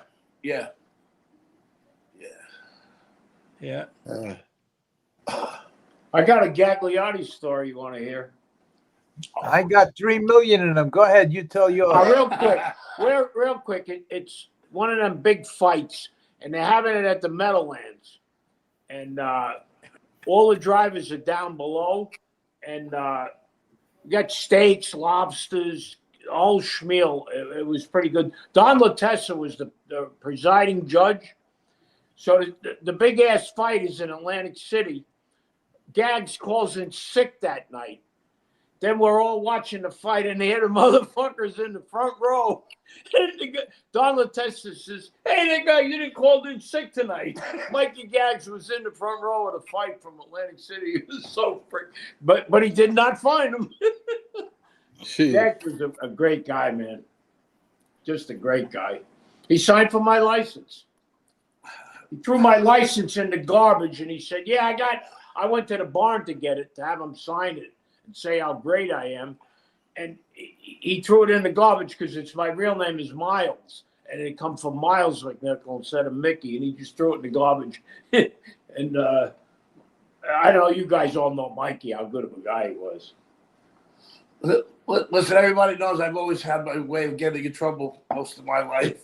Who, you? And speaking of the ball games and that story, I'm in Yonkers, and I took off one night to go to the Yankee game. So my father was home watching the Yankee game that night. He thinks I'm racing that night. I didn't even tell him I took the night off. And I go to the Yankee game with this girl, Jane, I was seeing at the time. Remember Jane, Joe? Of course. Yeah. So me and Jane go to the Yankee game, and we got great seats. We're on the first baseline, right on the field. I can lean over and practically touch the field. So during the course of the game, I can't remember exactly who, where, or what, but the Yankees had a guy on first base, and I forgot who it was, Roy White or Bobby Mercer, one of them guys hit a shot down the right field baseline, and I thought it was a foul ball. It went over the bag field, fair, but like had how do you say it? Like a hook to it, you know what I mean? Yeah. So it went over the bag fair, but it was a foul territory now. It's coming by me. So I think it's a fair foul ball, and I reached down to grab it. The thing's doing 100 miles an hour, almost broke my hand. So it ricocheted off my hand, though, and I'll never forget who was playing right field. It was Dave Winfield. And Dave Winfield started running towards where the ball was he thought it was ricochet. And then all of a sudden it bounced off my hand. He had to stop dead in his tracks and then go where the ball ricocheted off of me and get it. So now, meanwhile, the Yankee guy on first base, he ends up scoring, and this guy ends up getting a triple. Well, they made him go back and called it a ground rule double because of fan interference. So the Yankees they lost the run. They didn't get the run, and now they had second and third instead of a man on third, and 1 run scored already. Larry, I'm telling you, the guy didn't hit first base yet. There was 15 security guards on me. And little do I know, the camera, too. And, when they're throwing this poor fan out, and I'm making a big scene. I thought it was foul. I'm a Yankee fan. What are you people crazy? Thinking it, they say, sir, you got to leave. And I say, well, that fan, he just don't want to leave the ballpark. They're making a big deal about it. And who's watching the ball game? Not only the judges upstairs in between races, but my father. And he goes, Jesus Christ, there's my kid. He's always in trouble, this kid. Call me up. Back then we had beepers. We didn't even have cell phones. Get the old beeper message like, call me. Get on the payphone and call me. Oh, my God. Larry, we're up in Rockingham, and we used to go to Safeway to go food shopping there. And Andy went over there one day, and he had an argument with some guy in front of him, and they tasered him. The cops came and tasered him. Remember? You remember, Andy? Yeah. What did I got tased over here in Florida, too. I remember that. They tasered him. Yeah, because of Julie, that quick, sick bitch. Listen, I got an argument with my girl late at night. Somebody calls the cops. She's throwing things at me around the house and everything. Joe knows her too. Julie. Complete nut. Heart of gold, brain just crazy though. Anyway, the cops come to the door and they said to me, sir, can you step outside? So I'm like, yeah, like what's the problem? So I step outside, all of a sudden they start, down on your knees. All I said was, what are you fucking kidding me? Like, what'd I do? Zap right away with the fucking taser. Yeah, but he gave me the ones that shoot at you and shot it at me. So like the first one, like I deflected when it came at me, and it just pissed him off more. When the next two came, he just kept rattling me and zapping me as hard as he could. I was just yelling, you motherfuckers, I'll kill you. That was smart. I was so bad. Let me tell you something. You ain't experienced electricity until you had one of those tasers hit you. And forget about the ones that just zap and knock you down. I'm talking about the ones that they keep giving it to you. Forget about it. Hey, Andy, do you remember you remember a guy called Patty Delasanti? Of course. The Weasel, the original Weasel. Yeah. Tell me the story about him. He got in an argument with his mother. He went downstairs. No. What was the problem when he got shot? He got real bad into gambling and drugs and drinking really bad. And he took his mother's condo and put a mortgage on, like a second mortgage or whatever. She took out money against it. And now they had no money at all. She was going to lose the condo, the whole 9 yards. And something happened where he committed suicide by going against the cops came. Right. And he ran out like with a gun. Right in here. Yeah, right here in this development, right where I live now. Yeah. Yeah, he came running out of his condo with the gun, and the cops just shot him dead. Ranger told me he watched the whole thing from his balcony. Yeah. It was right by Ranger. Bruce Ranger, a friend of ours, told me he witnessed the whole thing. Yeah, he was at his wit's end. He lost all It was his money. death by cop. Yeah, he threatened them with a gun, and they just shot him dead a lot of times. Yeah, he wanted to die though. It was suicide by cops. Yeah, he got into the dope real bad. Yeah, went through all that money, 100,000, just every night, right up here in Pompano. Just for betting on everything, high, lie, you name it. He was betting on it. Didn't matter. Out of control. Hey, Mickey, Mickey, that horse that you drove for me that we talked about earlier, that horse Racy Royce, that was Mike Gagliardi's horse. He bought him as a 2-year-old for $150,000. Raced him. He bowed 2 tenders, had a suspensory. Spent his whole 3-year-old career recuperating and brought him back as a 4-year-old. Jimmy McArdle had him. And I went to Jimmy McArdle and I saw him race, and I said to him, I'd like to claim this horse. What do you think about it? He says, go ahead. You want to claim him? Claim him. He's in a 40 claimer. He said, but he has 2 bow tenders as suspensory. I said, who owns him? So he gave me the name of the lawyer. He was right there on Ellison Avenue by Northern State Parkway. So I went and spoke to him, asked him if I could save the tax and buy it off it. He was real nasty. He said, no. He said, you want to claim him? Go ahead and claim him. So I said, okay, could I split it with you? He said, the tax was, I think, 7% then. I don't think there's tax on claimers anymore. So anyway, he split it with me, and I got the horse. I went over Jimmy's barn. I brought him back, put him in Louis Martinez's barn. And Louis said, are you crazy claiming this, buying this horse? He has 2 bow tenders and suspensory. Anyway, we got him to the races. He raced good. And that's the horse that you raced for me in Pompano all winter. And then you came to Meadowlands and you won with him on Hamiltonian Day. I don't think you remember that. Wow, yeah. No, I do. Yeah, 52 flat, which was pretty good then. This is a horse, like I said, a 2 bow tenders and suspensory. Anyway, you talk about Mike Gagliardi. Delinsko had a second trainer for him. His name was Gene Mangrum, Lloyd Mangrum. He's still a friend of mine. I spoke to him the other day.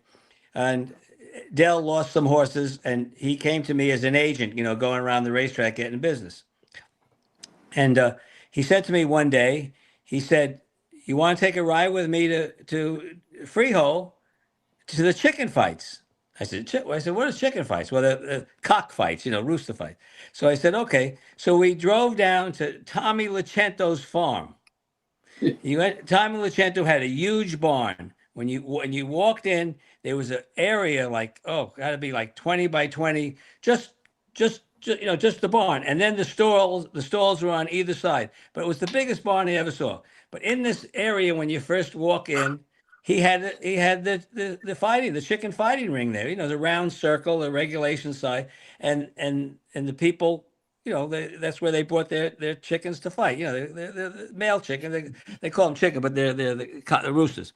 Anyway, so I'm there with there's a whole bunch of people there, and I'm there with this guy Gene, and we're waiting for the thing to start, and all of a sudden this big black limo pulls up, and guess who gets out of the limo?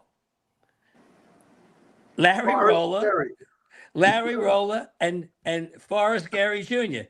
This guy Gene Mangrum, this is his brother-in-law. So when they walked in, I said to him, Gene, that's your brother-in-law, Junior. That's what they call him, Junior. He goes, yeah. So it was Larry and Junior, and they were betting against Mike Gagliardi. $5,000 a fight. Remember that, Larry? I remember. 5,000 a chicken fight. Larry won. They had 5 fights. Larry won 4 of them.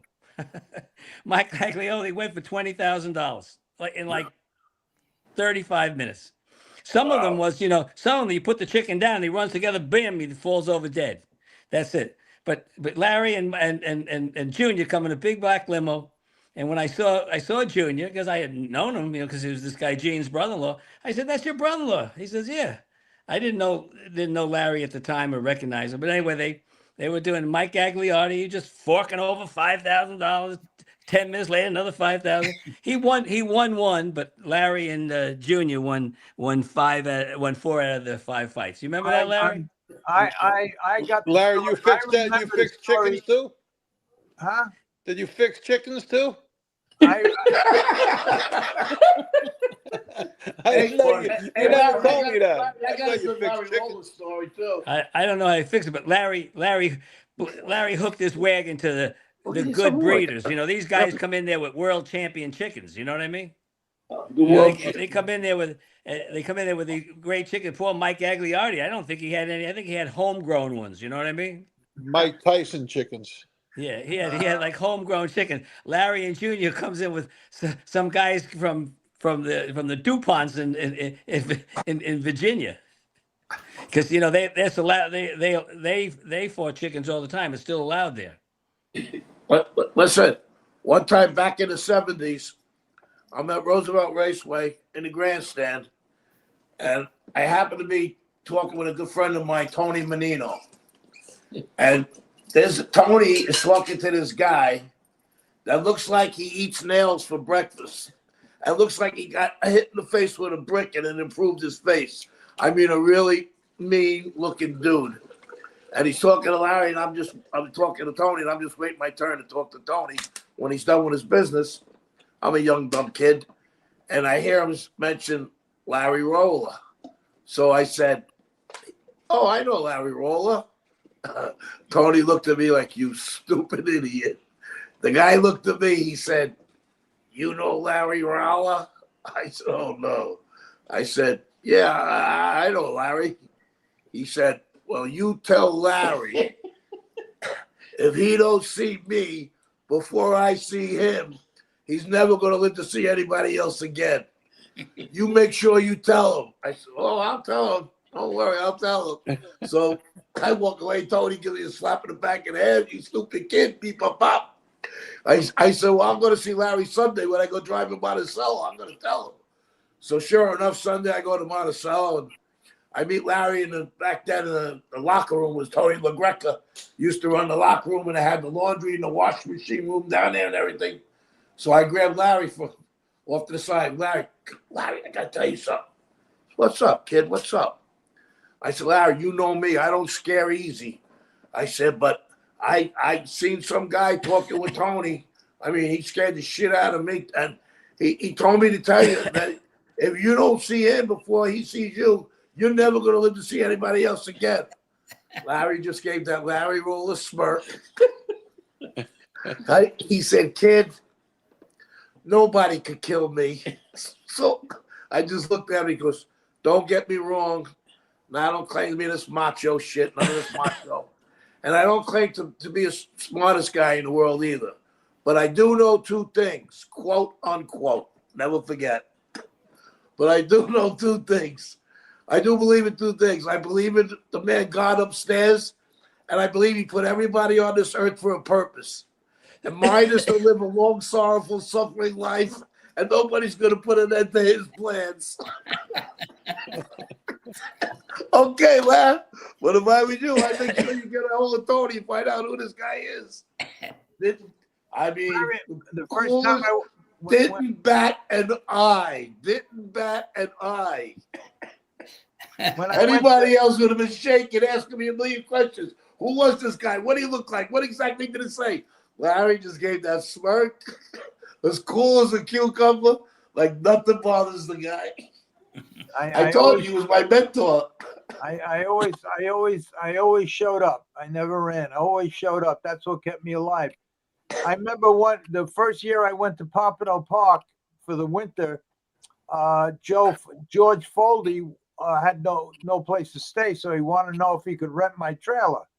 So I says, "Yeah, you don't have to rent it. Just stay in there. I'd be glad to have somebody just make sure, that it's okay." So he stayed in there. After about maybe a week later, he called me up. He says, "I had to move out. And by the way, your front door is broken. There were 2 guys in the middle of the night, broke in the front door." They beat the shit out of me. And, and then I told him I wasn't you. So anyway, that was the end of the George Foley story. Nobody ever wanted to stay there when I was gone. Yeah, them were tough years. But I always showed up, and I always paid every penny back. Well, let me ask you a question. You pay everybody back. Is that a true story about the guy you paid back the $4,000 in a poker game that was being held up at the time? That was. They all said, put your hands on the table. You said to the guy next to you, hey, so and so, here's that $4,000 I owed you. No, that was Baldacchino. That's not the right story. It was 500. It was Jerry Baldacchino. And every night when we raced at Freehold, if we didn't go to Yonkers, we played cards at Miller's Bungalow.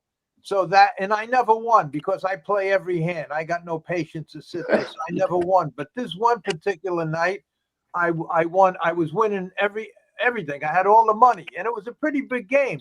So I must have had 15, 20,000 stuffed in my pockets and everything. And everybody was just about broke. So finally, there was a guy called John Heller. He says, look, Larry finally won. Let's call it a night. Let him leave a winner. And so then he says, okay, one more time around. So I was sitting at the corner right by the entrance to the bungalow, and Jerry Baldacchino was sitting on my left, and then all the other guys around the table. So they says, one more time around, and that's it. So Jerry says, Larry, give me 500. So I counted out $500 bills, and I pushed it over to him. Just as I pushed it over to him, the dog gets kicked in right behind me. 3 black guys come in, and they run around the table. One stands there with the gun at my head. And Jerry, just as all this is happening, Jerry says, here's the 500 I owe you. Back to him, I says, give it to me tomorrow. And with that, the black guy cracked my skull with the gun. Really? And so that's that story. Then they took all our clothes off. They took all the money, and Frank and really wrapped himself in a sheet. After they all left, he went across the street to the bowling alley and called the cops, and that was that story. But Jerry Baldacchino's a very, very wealthy guy. He still owes me 500.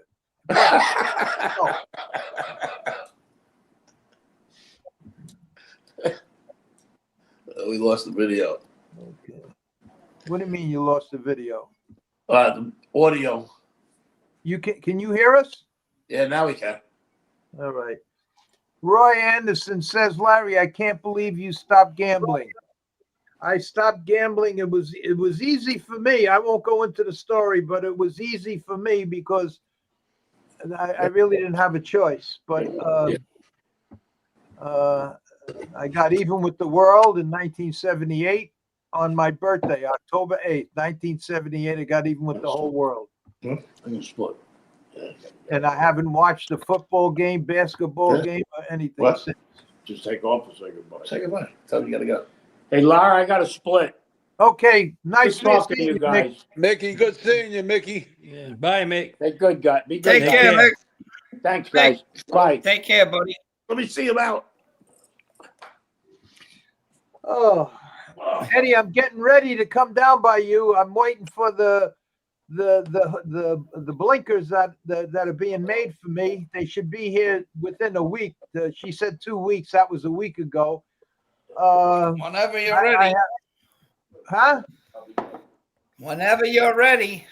Okay, I'll be ready soon. We're also in fact, I was talking with the guy today. We're also trying to improve that. We're trying to make it, because every day it looks like this is going to happen more and more and more and more in a pretty big way. And now I'm being asked to talk with some heavyweight people in the thoroughbred industry, and I just wrote to the guy today. His name is Ben, and I says, Ben, I says, this is no more fun and games now. This has become a lot bigger than I thought it would be at this point, and I have to make sure that everything I say and everything I talk about is true. No more fun and games. We have to really zero in on the poly bags, the seals, the gels, and everything that you're telling me that it does, it has to do. So we will get into that in another week or 2 weeks. Whenever I want to get the blinkers. Then I already have the gels to put in the blinkers. Then I'm going to come down by you. I'm going to put the blinkers on the horse. We're going to work the horse. Just want to make sure that everything stays in place, that this sleeve that I have sewn inside is not all around. Just make sure everything stays intact. Once I know that everything stays intact, then we're going to work on, maybe instead of having a nylon sleeve, maybe having some kind of material in the unlikely event that one of these gel things break open, which it won't happen. It can happen. Well, I shouldn't say anything can happen, but they may say that what if a gel pack breaks open and it gets in the horse's eyes? Well, first of all, it's non-toxic and everything. But aside from that, let's talk about maybe a waterproof sleeve where if something did happen, it would be contained in a waterproof sleeve. So these are all the things, because it's getting to the point now where when you talk to the people that I'm being asked to talk to, I mean, these are heavyweight people in the thoroughbred industry. And I can't be, it's not just me and you. Okay, we'll try this and we'll try that. When I go and I delayed two meetings because of this, and I should read you the email I sent to him, and he sent me back. He said in the packages that he has that he's been working with, he's assured that they will not leak. But I still one step at a time. I just want to make sure that the sleeve works, everything works. It don't move around. That's the most important thing. Once I know that it don't move around, then I go to the next thing. Because when I go to these people, it's gonna be serious. So got to be foolproof. Listen, Sal DiMario told me to tell you, Larry. Yeah. That he thinks it's a great idea and he really thinks it'll work. And he says, whenever you're ready to meet that guy, you know who it is. Yeah. Just reach out to him. He's there for you. And he believes in this. I told Sal that the sad part is that everybody is so far away. I wish I would take Sal with me. And go meet this guy that you're talking about, this guy, heavyweight guy. And I mean, Sal gives so much credibility to everything, just himself. Yeah. Where, who the hell's Larry Rolla? Who's this? Will the product speak for itself, regardless who brings it? But I would rather, this is my last hurrah, and I just want to make sure everything is all right. And even if I reach to the end, if I can't answer all the questions, I will abandon the project. But so far, I've been able to answer all the questions. Not only that, but I'm getting more encouragement the more people I talk to. And Sal would go with you. Sal's a great guy, and he lives in. It doesn't matter. It doesn't matter where you live. He's a great guy. You get together and you make the meeting and you go. Sal is a very, very respected guy in harness racing and thoroughbred racing. His name is known. No, I know that, and I didn't want to ask him that, but I could ask him that. He'd do anything for you when the time comes. He told me that. He called me up the next day. And he told me what you put together is really well. I gave him a little bit more information than you guys got, and I keep adding to it. Yeah. And this time I added about the heart. The size of the heart, what the heart does, what this lower temperature means to the heart, and I added some more of that stuff. And then I'm going to add at the end the finished product. So but he was very excited about it. He called me up. He called me up the next day, and he was very excited about it. And not only that, but he says, in his opinion, he says there is no way that they could stop this from happening. That's what he told me. Yeah, told me the same thing. So now that I got to really make sure that everything I said is going to happen. And so far it has. Now it's getting to crunch time now, and I just want to make sure that it works. I bought one of them digital cameras, the ones that show the infrared. It shows the color, So Eddie, as soon as we get done, I'm going to put that camera, which the I don't know what you got. The heat sensor. It's a heat sensor. It's a thermal camera. Yeah, I bought one of them because the scientist guy told me to buy that, so I bought it. So I'm all set. But the first step now, when I get this hood, is and that was a big step, finding somebody that would make this hood. So anyway, where's Eddie? Where'd Eddie go? He probably disappeared. He probably has to go. He gets up early in the morning. Yeah, but he didn't say goodnight. He always would say goodnight. Sometimes he sometimes he does that. He just disappears. But he might he does that sometimes. I'll be back. So anyway, I have to make sure that everything works. And the biggest problem I'm having now is the amount of space I have to work with and the amount of grams that fit in that space. That's the biggest problem I'm having now. Now, he adjusted it just today when we were talking. When he first invented this, you had to freeze it one time, the first time only, just to activate it. You had to freeze it once. Then for the rest of for its life, it's okay. You never have to. Now he says with this new one that he made, you don't ever have to freeze it. It's you don't ever have to put it in nothing. So he's improving it all the time. While and that's good. While I'm waiting for this, he's improving everything. So Andy don't even know what the hell we're talking about, but it's something that I've been working on for a while, and it's getting close. So that's it. So we'll see. Now it's what is it?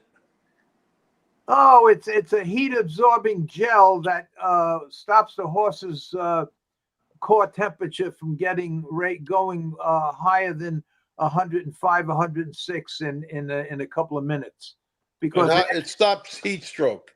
It delays the brain temperature. After a horse's brain or core temperature gets to be 105, 106, everything starts to malfunction, and that's why these horses are dropping from heat stroke or AFib. Here's Eddie. Here's Eddie. What happened, Ed? Or AFib. What happened? My computer went shingat. Shingat. All right. So anyway, Andy, that's basically it. That's pretty cool. Yeah, it's cool if it's a good concept. Once you know the whole thing, I'll talk to you about it, Andy. Listen, the last brainstorm we had, I was sitting in Roosevelt, not Roosevelt. I was sitting in Pompano playing poker. I think, maybe Tommy the who the hell was it? But I can't think. Pisaccio, what was his name? Pisaccio. Frank. Not Frank Pisaccio. He knows who I'm talking about. Anyway, he's on the phone. He goes, I got Larry Rolla on the phone. I said, let me talk to him. He was in California. I said, hey, Larry, what are you doing? Hey, kid. Oh, yeah. Oh, I'm getting this movie. I'm going to make a movie. I already got Scorsese there to do something with the film, and a producer. I got Joe Pesci and Robert De Niro going to star in the movie. They like the idea. He's telling me all these great things. I said, wow, Larry, that's great. That's great. I said, when do you think this movie will come out? He said, well, I just got one thing left I got to do. I said, what do you got to do? He says, I just got to come up with $10 million to fund the movie. I said, oh, is that all, Larry? I said, all right, good luck. Do you remember when you were going to make the movie? No, I'm still gonna make it. I'm not gonna make it. They're gonna make it. That's that. I just paying. I gave my word to the agents in California that I didn't do anything on my own until the end of the year. Would not get elected. Now, the end of the year is almost here. I have 3 or 4 leads that I can go to. Mark Wahlberg is interested. 2 or 3 other people are interested in making the movie. Mark Wahlberg, maybe a TV series, but I'm not going to pursue any of that until after the first of the year because I gave these people from Fox and one other studio, that I gave my word. They wanted me to sign a contract. I wouldn't sign the contract. I says, you got my word. That's enough. I'm not going to hire lawyers and everything. So you got my word, and my word is better than any contract you can make up. So I'm just going to wait. Now they got another 2 months to do what they said they very interested in doing. But I know how Hollywood is. They take forever to do things, and every time you're almost there, a major star comes up with a script or something, and naturally they put him on top of me, and that's how it goes. So I don't even think about it now. And that's what's good about this other project now. It keeps me very, very busy. And I don't even think about the movie or the TV script. And that's good. But well, that sounds great, though. I hope they get back to you on that. That would be super. Yeah, well, even if they don't, once the year is over, I'll pursue the other 2 leads that I have. And that's it. And if this thing happens to work out, I don't care about the movie. What do I care? I just want to pay my house off, and that's all I want to do. You remember the movie Butch Cassidy and the Sundance Kid, right? Yeah. So you're like Butch. You're always thinking, Butch. That's what you're good at, Butch. You're always thinking.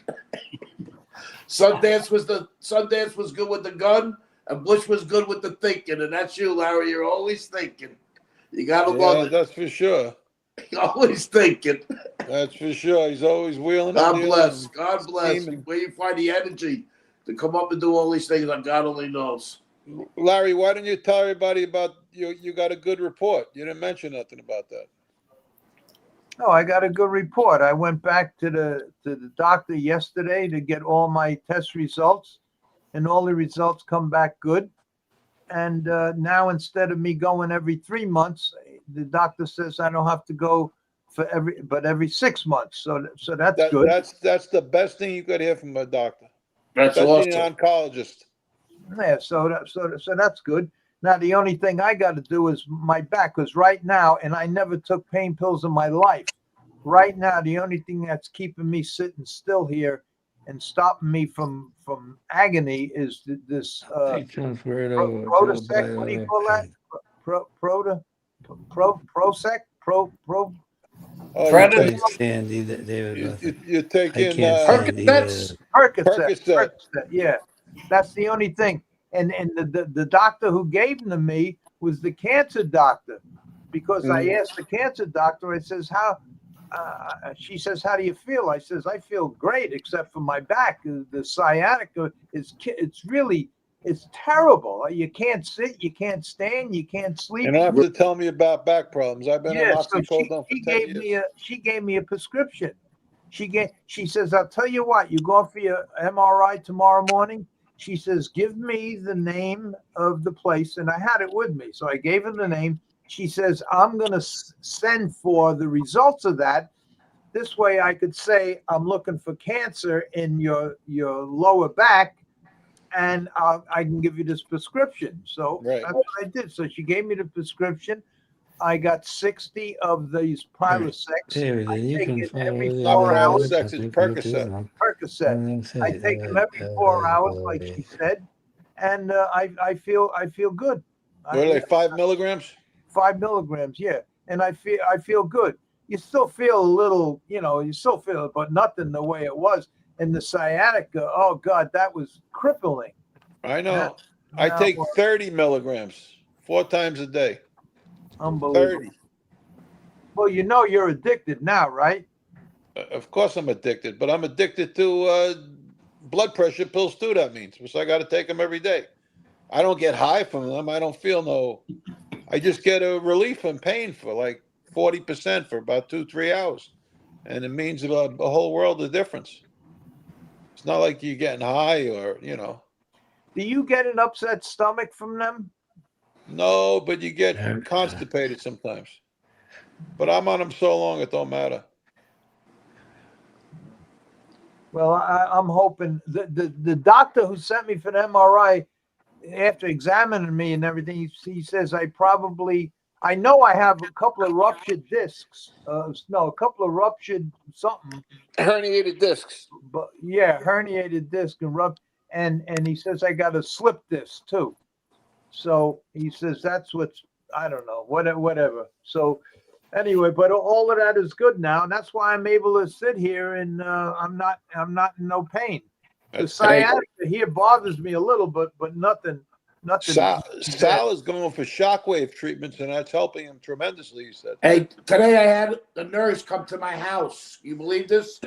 The first time next Thursday, the 20th, I got to go back to the hospital to get an echocardiogram done of the valve that they put inside of me. Mm-hmm. So now I went to go see my primary care doctor because I've been bleeding internally, like I told you the last time. So they took me in there for blood the other day in urine. And she wanted me to go take ultrasound of my kidneys and my bladder before I went and took this echocardiogram for my heart. So it had to be today, and I told them I got no shot of getting there. They sent a nurse to the house today and took an ultrasound of my kidneys and my bladder. Right. In my right in my bedroom, right on my bed. Right. Is that amazing? Yeah, they're little portable machines they got now. Yeah. They put the gel on you and they just press all over. I got to get it done every 6 months. That's her job. That's her job. That's her job. That's all she does. She gets calls from the doctor. What patient needs this done? And she goes to their house and she does it. Yep. That's crazy. It's a good gig, and it's good for you too. Yeah. Well, and now I got to go Thursday to find out the results from today's ultrasound. And we got to find out where I'm bleeding. Nobody knows where the fuck I'm bleeding from. So hopefully we'll find out a little bit more Thursday. Eddie, how are your horses doing? Well, I laid them up a little bit. I haven't raced anything, I've just given them some time because I overextended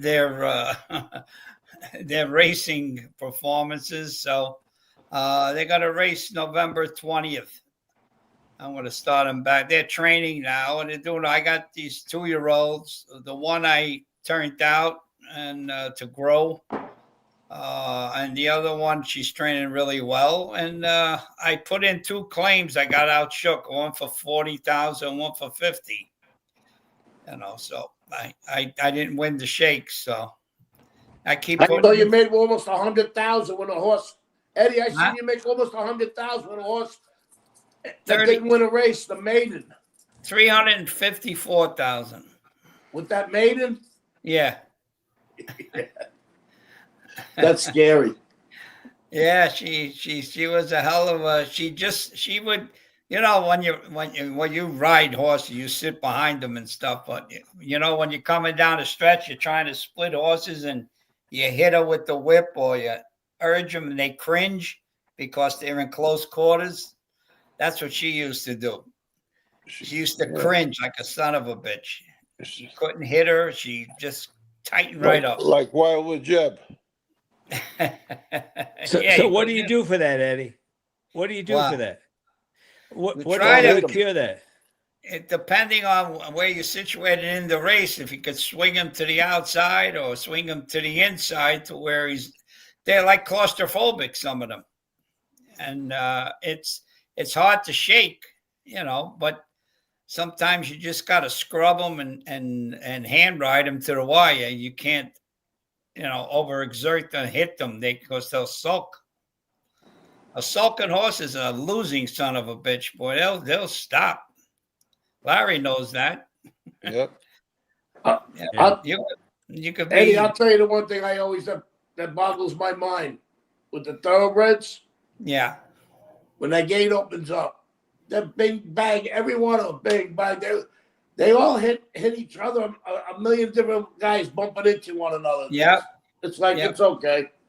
Well, what they do, they give them. Well, this is the new rule. They give them leniency unless you take out the whole field. Like if they cross over and take out the whole, right? Push, but they don't care about the bumping. Well, you know what it is. They don't start clocking the race until like a 16th as the gate opens. Right? Isn't that right, Eddie? What? When they open the gate. Don't they have like a 16th of a mile before the timer starts? Well, it's little less than that because whatever it is, but there is a time frame to them to get out of the gate. If it's 6 furlongs, the gate is not really right on the 6 furlong spot. And when they hit the 6 furlong, they give you 3 steps out of the gate. Yeah. So when all the bumping before that, they don't bother you. I was still going to tell Larry to get another invention to put an extension on the starting gate that it'll extend out to 3 feet out. So when the horse breaks, they won't bolt to the inside or outside. It'll just break straight. So another invention, Larry. Go ahead. Another invention, Larry. Oh boy!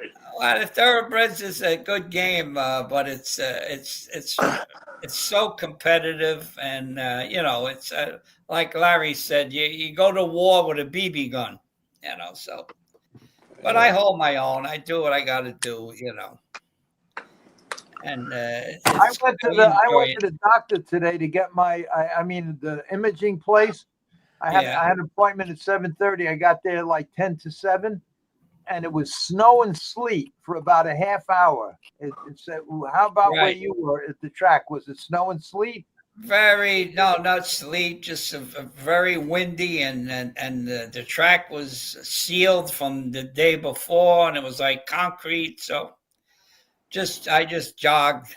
It's a pain in the ass in the winter. Guys, I'm gonna leave you guys. Larry, I was just going to say, I'm going to go to the hospital to see my dad. And I got to go to work I haven't seen tomorrow. him since he got out of the surgery. All right. Why don't we call it a night? We'll end it here. Andy, thanks for coming on. Andy, God bless you. Take care of yourself. All you guys have a good night. I'll keep in touch with you, Andy. Ronnie, good night. Bye, Joe. Bye, Eddie. Good night. Larry, good night. I'm happy about your test, Larry. Good night. Yeah. Thank you, Ron. I'll talk to you all. Good night. All right, take care. See you, Joe. Eddie. Good night. Good night. Bye-bye now.